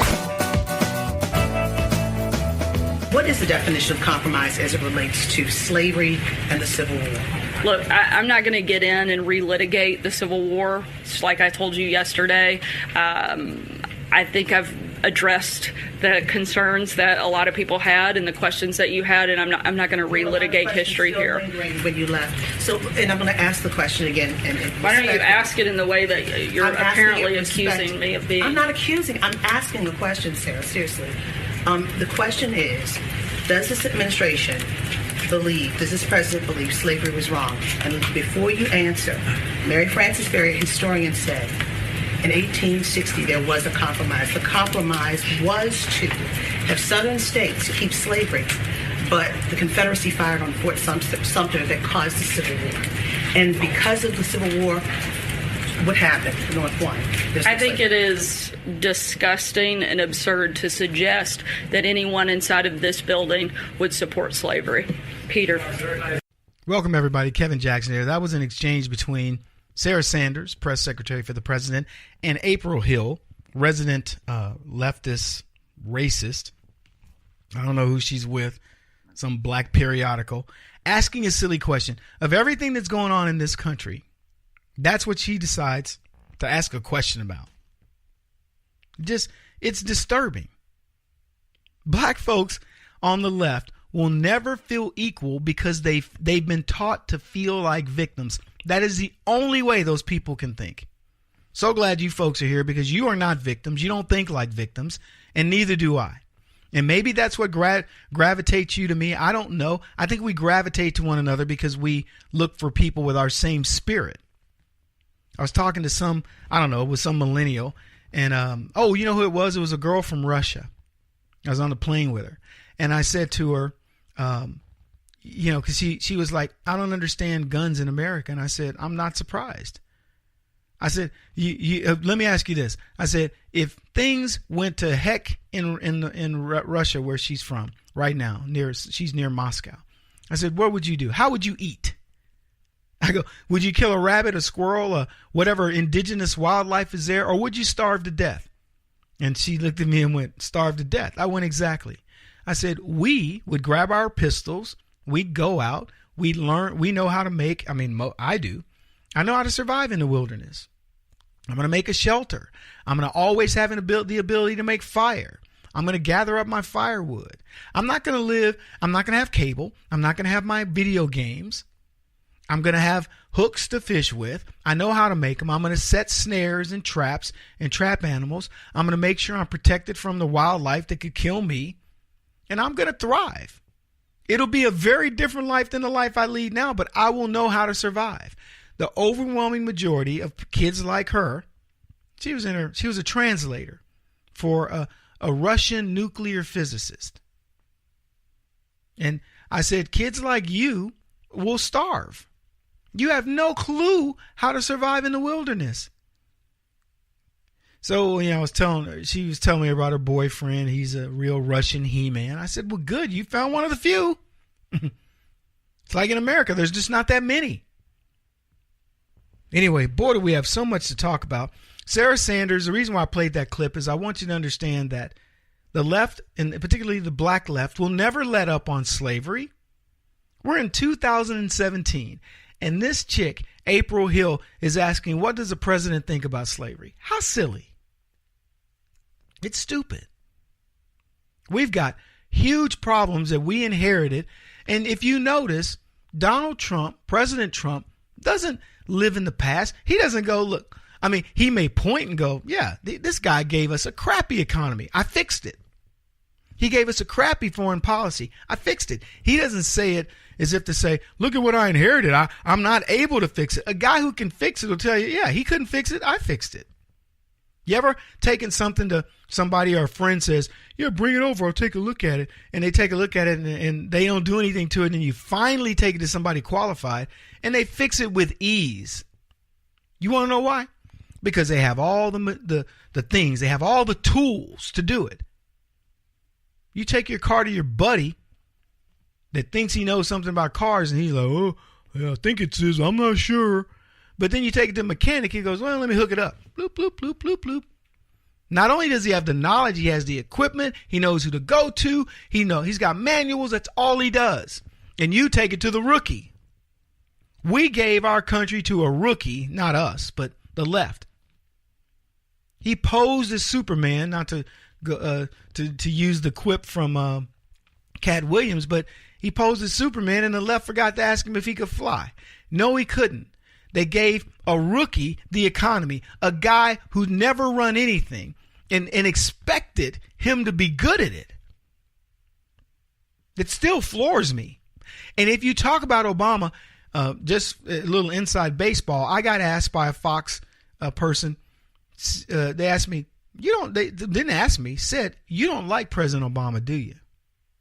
And I said, I have nothing against him. Nothing. Wouldn't want to get a beer with him. Wouldn't want to hang out with him. He's a snake in the grass. But I have nothing against him except his policies. His policies don't work. They impact me directly and indirectly. I'm not safer under his policies. I don't feel safer. I don't feel safer traveling as an American on this policy. There are places in the world that I go, I'd never go there. There are places in the world I used to go freely that I go, I'll never go back. That's a direct result of Barack Obama's foreign policy. I've seen what his Obamacare did to me. It devastated me. Let me tell you, for the amount of money that I've spent in medical, I'm not talking about going to the doctor. I'm talking about paying $1,500 a month for insurance that has an $11,000 deductible. Before I touch insurance, I'm out of $29,000. That's not the medical system I signed up for. That's crazy.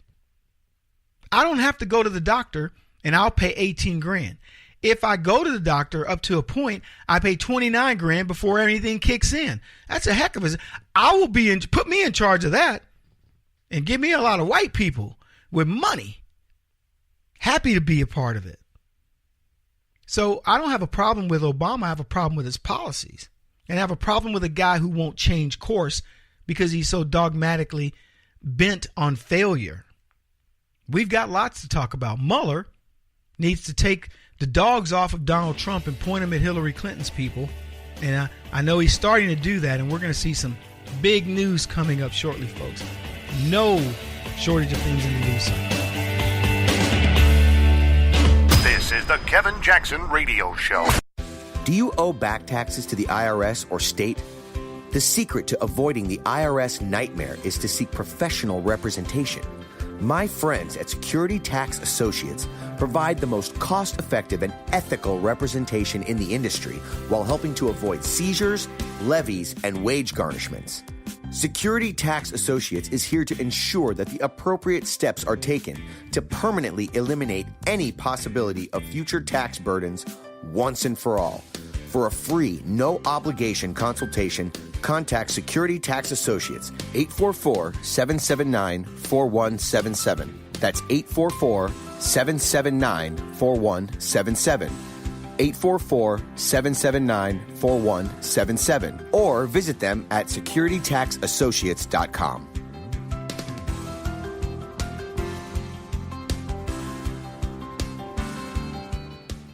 Beth Cook Moranville, author of Closer Than Your Breath, a book of hope. Hope, that wonderful, wonderful 4-letter word that you may feel completely out of. I wrote this book to give you great hope. It's not too late. If fetal position is an all too familiar place for you, I understand. If the next 60 seconds are too long, this book is for you. Wherever you are right now, whether you're dealing with divorce or death or sickness, take hope. You are going to make it through this pain. Don't roll your eyes. I've walked this road and I know it. The best is yet to come. Closer Than Your Breath, a book of hope from author and speaker Beth Cook Moranville, can be found on Amazon.com or Kindle.com. For more information, visit closerthanyourBreath.com or on Facebook at Closer Than Your Breath.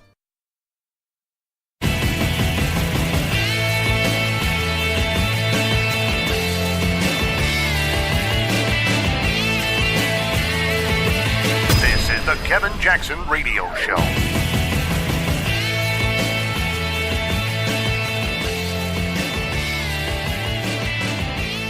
This is the little thought experiment I play. What if this were Donald Trump? I know what Marie would say. She'd be all over it. Let's look into it. We got to find out the details around it. He does much worse things, actually. And what most people are saying now is, well, it didn't influence this or it had no real outcome in the election. The fact of the matter is it points to everything in politics that people are sick of in this country. Yeah. And so, you know, there's no defending it. I don't know what can come out of somebody's mouth to say, yeah, that was okay to do. It was a dossier, whether it was a report or whatever. The next excuse is, oh, the Republicans, they started it.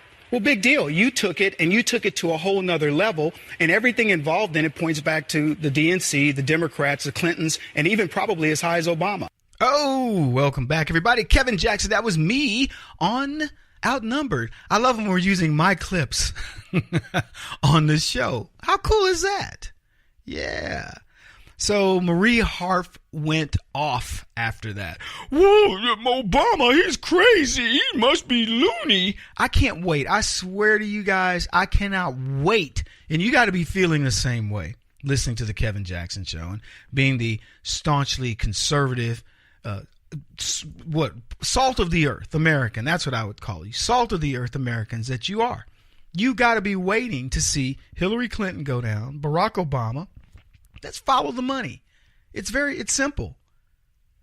And you know what the bigger point of all of this stuff that we've learned about Donna Brazile has been? You want to know what the bigger point really is? The bigger point is that Barack Obama left the Democrats broke. How embarrassing is that? After 8 years of rock star adulation, at the very end, the party that was supposed to be able to do whatever they could do, just supposed to be it was left broke by the brother. The black man left them broke.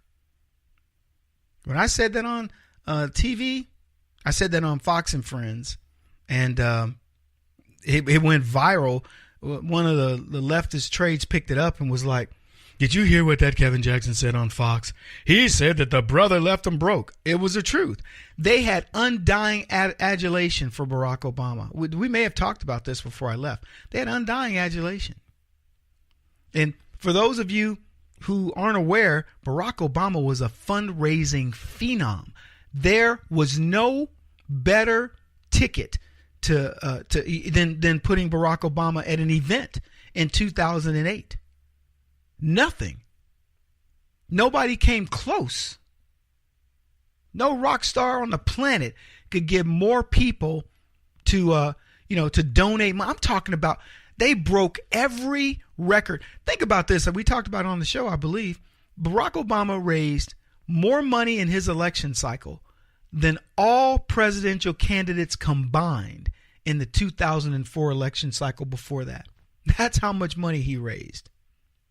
He was rock star status. Once he got elected, it shot up.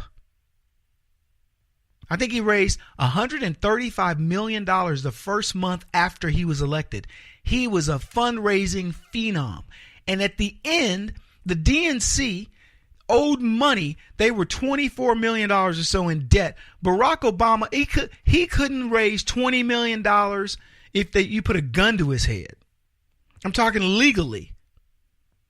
Where, you throw $1 million event, it's 35, whatever the limit is for you to donate to the campaign, whatever. He couldn't raise it. Still can't. But they want him to be relevant. And this is the man, and I keep coming back to this, who lost the Democrats 1,030 seats or something, or 1,080 seats. And they're losing special elections. We've got an election coming up. In fact, I think it's today. And Barack Obama's probably going to lose that race as well, the Virginia governor's race. He's lost the 4 special election races. It's just bizarre. They know where this is. Crooked Democrats. And I'm going to tell you, I've talked about it earlier in the broadcast. I want to slap the smug look off the faces of these leftists. I want the very same thing that we felt on November the 8th, or the 9th, depending upon when you decided you'd won. I knew on the 8th we'd won. But when those Democrats realized that it was over, I got to tell you, to this day, whenever I am feeling a little bit low, just a little bit, I reflect on those crying faces, looking up at that monitor, jaws agape, unbelieving that Hillary Clinton had lost that election in a landslide. Not believing it. Looking at the numbers from Florida roll in. Looking at the numbers from Pennsylvania roll in. Looking at the numbers from Ohio rolling in. And we were just crushing them. Michigan, boom, boom, boom. Beating them down. Ground and pound. Love it. And so these leftists, they're holding on to this vestige that, and I tell you, let me tell you, the motivation of it is they think they're so smart. I was listening to, I forget the other girl's name. She's a pretty girl. Man, she's beautiful. And Marie Harf, both of whom are leftists. And they were talking about, oh, yeah, the days in the CIA. And when I said that, I remember, I know Harf's resume, and I was thinking to myself, our CIA's got to be dumb. They're dumb. If they hire these girls, they are dumb. Look, I went into this thing thinking that these people are brilliant. They graduate with these great degrees. They're really smart. They're intuitive, etc. Let me tell you something. Whether you're talking about the Chris Cuomo on CNN, Rachel Maddow. They say Rachel Maddow, she's a Rhodes Scholar or whatever. I don't care what she is. You seem to think that by giving me a title of somebody, it makes them brilliant. They're not smart. So they may have all this scholarly stuff, but and all these credentials that may impress people, but you got to prove to me you're smart. My son went to Wharton. He's brilliant. You want to know why I know? Because number one, he was raised by brilliant people. Number one. And number two, his brilliance has been tested. This kid is brilliant. And I'm not saying that as his father. I'm telling you that is I don't have to guess it. When my son is taking on a role, you will be impressed. And if that's my legacy, I proudly proclaim it, because I told him, you got to back this stuff up. But let me tell you, he'd run circles around these people I've met in D.C. without even thinking. That's what's so scary. And they're supposed to be the really smart ones. I mean, my son's obviously top tier smart, but I'm saying they pawn themselves off as this. It's just all pump. It's smoke and mirrors over there. It really is. It's pretty disturbing. And now, so we found them out. They didn't want to talk about all that's going on. So Pelosi wants to move forward. And I've asked the question, do you really think Pelosi wants to focus on the next series of elections? Think about it. They lost the presidency that they never expected to lose. Look at the midterm elections that have occurred, and the prior ones under Obama. What happened to them? They got crushed. We'll talk more about it in a bit.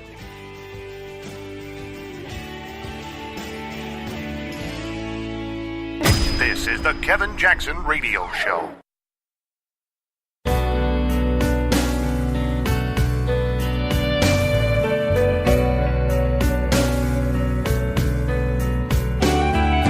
This is the Kevin Jackson Radio Show. At first I was dismayed. I was horrified. I should have won 2008 by a landslide. But then I spent so many nights thinking how Obama did me wrong, and I grew strong. And I wrote this comeback song, and now I'm back.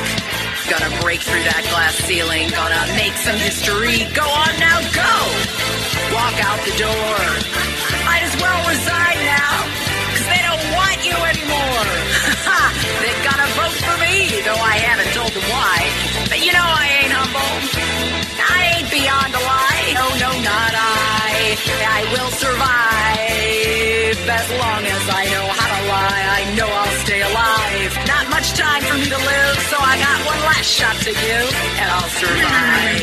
I will survive. Yeah, got the cash. $2 billion in my super PAC. It's my time, I mean your time. Bernie, what you laughing at? 'Cause I can say almost anything and make it rain. I can make it rain. Are you ready for your female lord? 'Cause once I'm in. Welcome back, everybody. The Democrats, they celebrate. They love the idea of all these different things that come up and take the mind off of what's really going on with Russia and so on. Think about it. So they got their indictment of Manafort, who I believe Manafort will get off. He'll be freed at some point. I don't know about Papadopoulos, but he's a nobody. And things are going to shift back. We're going to stop talking about this shooter in Texas. We're going to stop talking about some of the other things that are going on. Donald Trump is over in the Far East for the next few days, whatever, week or so. and he will rock star it over there. He's going to get things out of them that we never dreamed of. He's going to get commitments. And people are going to get it. They're going to understand that the tone of D.C., not only talking about Donald Trump for the next 7 years, the tone of D.C. is going to change for the next 2 decades at least. That's what the world is waiting on. I mentioned that when I was talking about this on Friends, when I was co-hosting, and I said, and I think maybe we got it in, but the Japanese only represent 1.68% of the world's population, but they generate 8% of the world's GDP. That's a big number per capita. They're 500, 600% more efficient than each person in comparison to the rest of the world. So if you look at it that way, and I'll use America as an example, we're 25% of the world's GDP, but we only have just over 300 million people. The Chinese are just over 25% of the world's GDP, and they have 1.5, or almost 1.6 billion people. So we have significantly 500% less people than the Chinese, and we generate the same amount of productivity. So think about it that way. We're on par with Japan. Now I want you to think of the numbers this way. Between China, America, and Japan, we represent about 60% of the world's GDP, the productivity of the world. Throw in South Korea, and you get a big number, because the South Koreans are now becoming a major part of the GDP of the world. So for the sake of discussion, let's say that, and I don't know the number, but let's say it's another 5 or 6 points.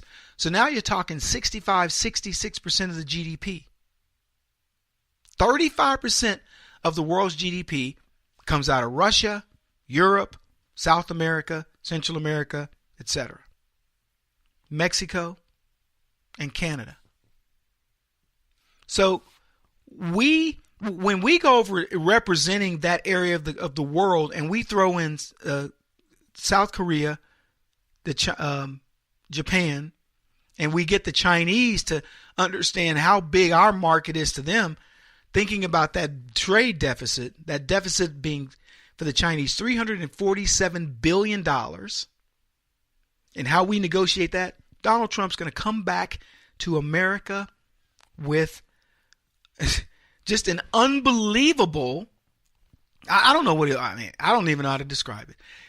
We won't even understand how great this deal is when it's all said and done, because he gets it.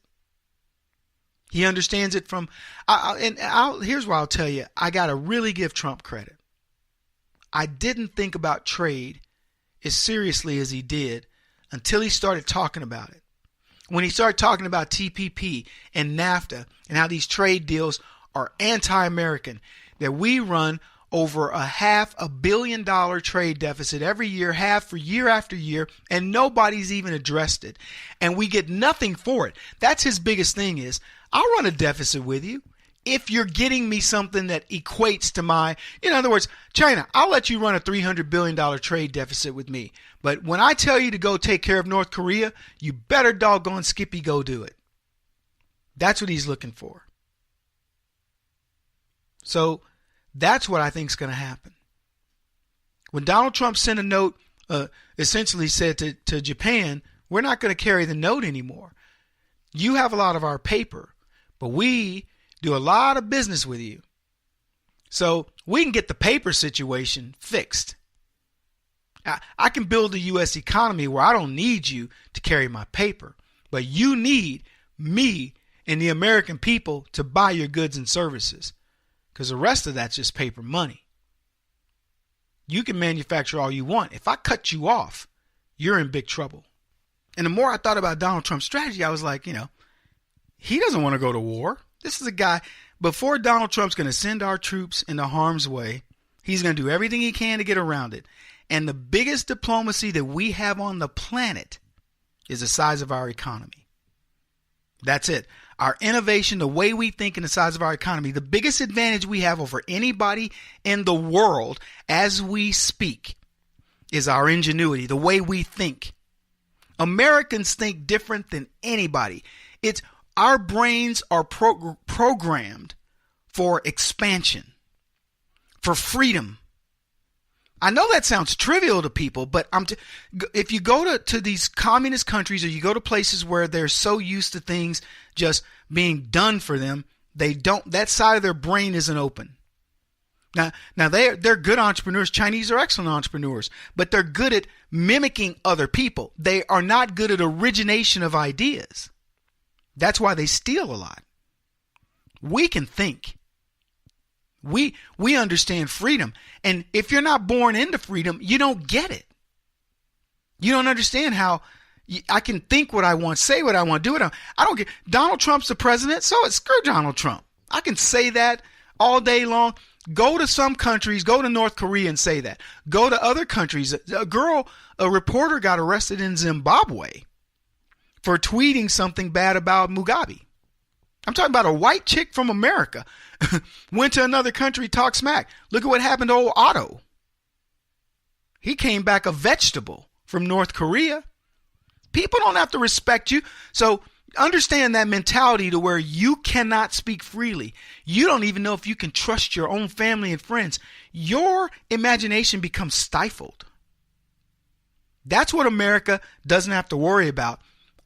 Let me tell you, my team will talk. If I wish my team sometimes I could have them on, and we talk about concepts and ideas, and I'll say, well, first think of it this way, and they're like, wow, and they start chuckling or laughing, and I go, what? They go, Kevin, that's brilliant.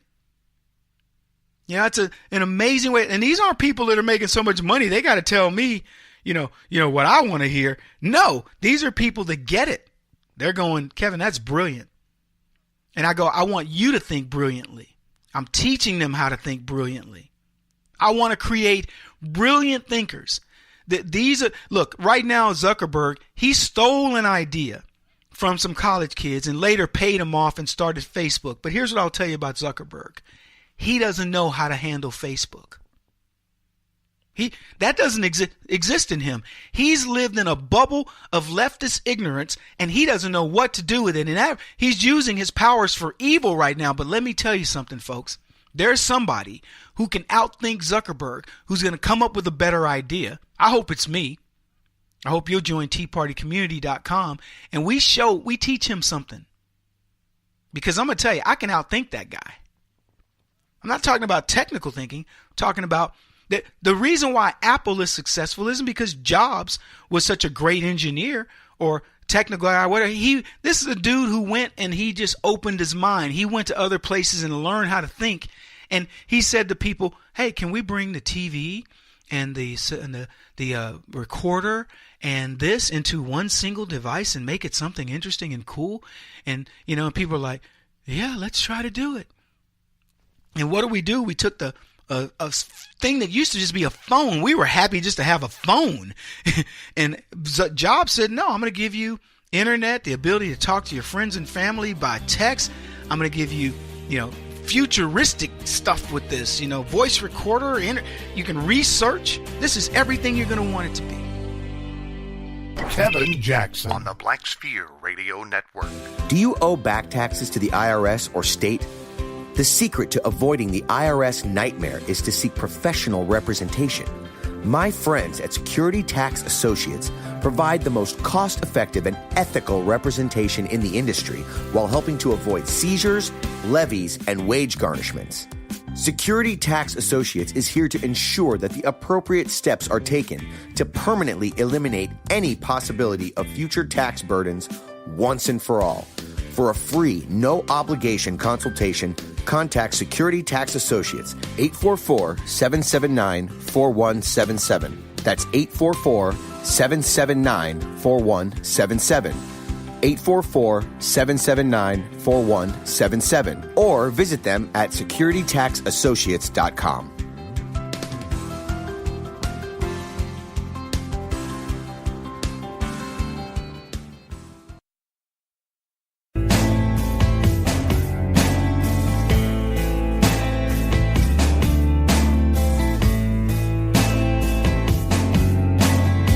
putting an end to identity politics. This is the Kevin Jackson Radio Show. Welcome back, everybody. Kevin Jackson here. There's no substitution for the American mind, the way we think, American ingenuity, letting people dream, teaching them how to expand their imaginations. I tell you guys, I do this with my youngest son. I did it with my older kids too, but I did it with my youngest son, who's home, and I challenge him to use his mind. You know, and what's funny is it's easy for him to close it off. It's easy to allow it to happen, but you go, nope, I'm not going to let you. I challenge him. Write me a story, make up something. Let's play a game where I start a subject, you start it, and we keep this subject going. Things like that to make him quick on his feet, to think about things differently. He gets every advantage that I didn't have in growing up, and I think I came out pretty well. Anyway, before this gets too far into the week, I want to talk about the Chicago shootings, not because, you know, I'm not going to make fun of it. It's easy to make fun of. It's repetitive. We know it's going to happen. Big deal. It's actually sad. It's, again, one of these things that's a statement of liberalism. It points the finger directly at leftism because it's a problem that they know they're going to have and they're never going to solve. You want to know why? Because they don't have the processes in place to solve it. They're idiots. Chicago is close to recording its 600th homicide for the year. Only the second time the city will have reached this grim milestone since 2003. This is according to data that's kept by the Chicago Tribune and where I'm actually getting the data from and reading part of this article. They said after a weekend where more than 30 people were shot, 5 of them fatally, the number of homicides stands at 593. That's a lot of homicides. Now, that's below the homicide level they had last year, which was 681 homicides at this particular time. But it's substantially over the previous years. So if you look at in the time of Rahm Emanuel, Chicago has been the most this has been the most deadly period of Chicago in quite some time. Now, juxtapose that to when Barack Obama was president. One of the most deadliest periods in America's history was when Barack Obama was president. And the unfortunate thing is not only was he presiding over the worst time for Chicago homicides in America in general, but he exported terrorism in the form of homicides and things that inhumanity, man's inhumanity to man. He exported it around the world to where on his watch there were over 7,000 jihadi attacks around the world on his watch.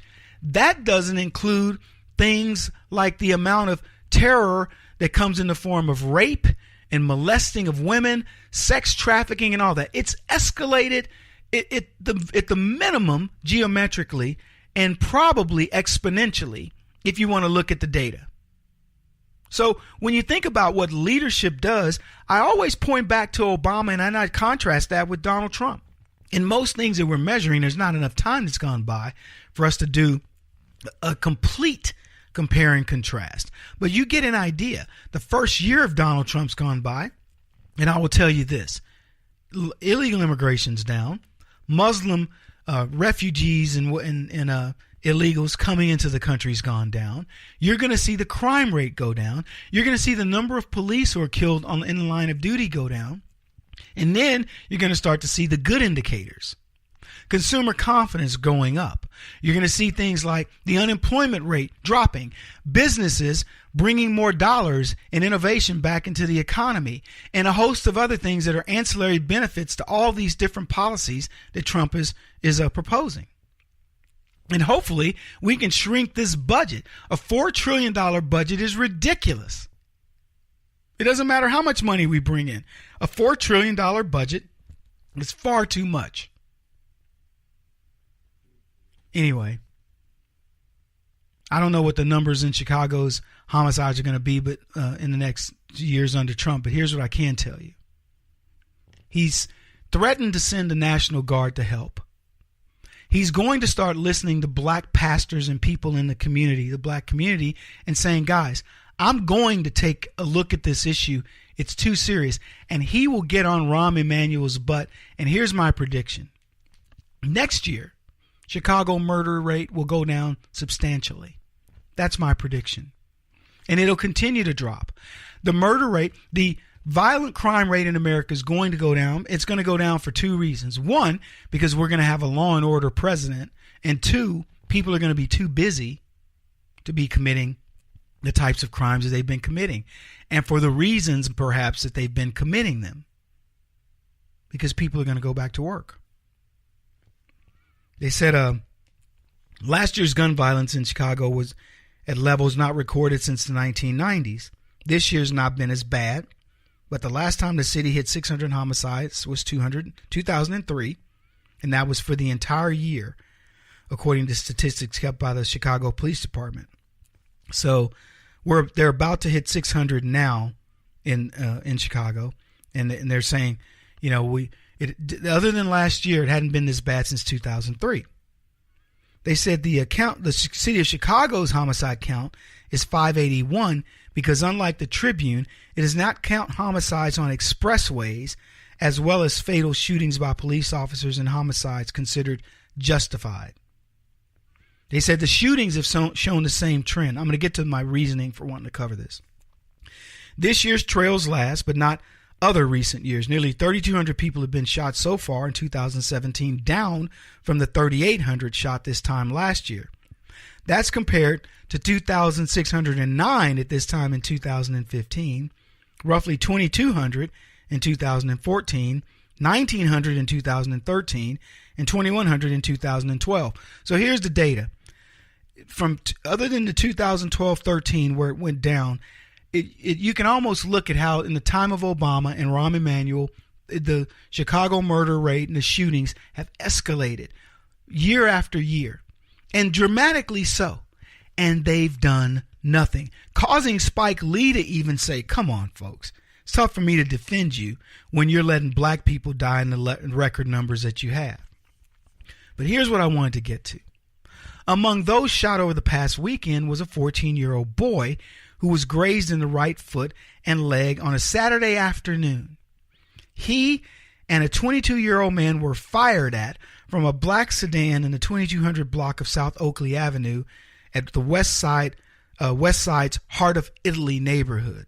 I don't know who these people are. I don't know whether they're black, white, or Italian or whatever. But somebody in a black sedan just shot him walking. Were they gangbangers?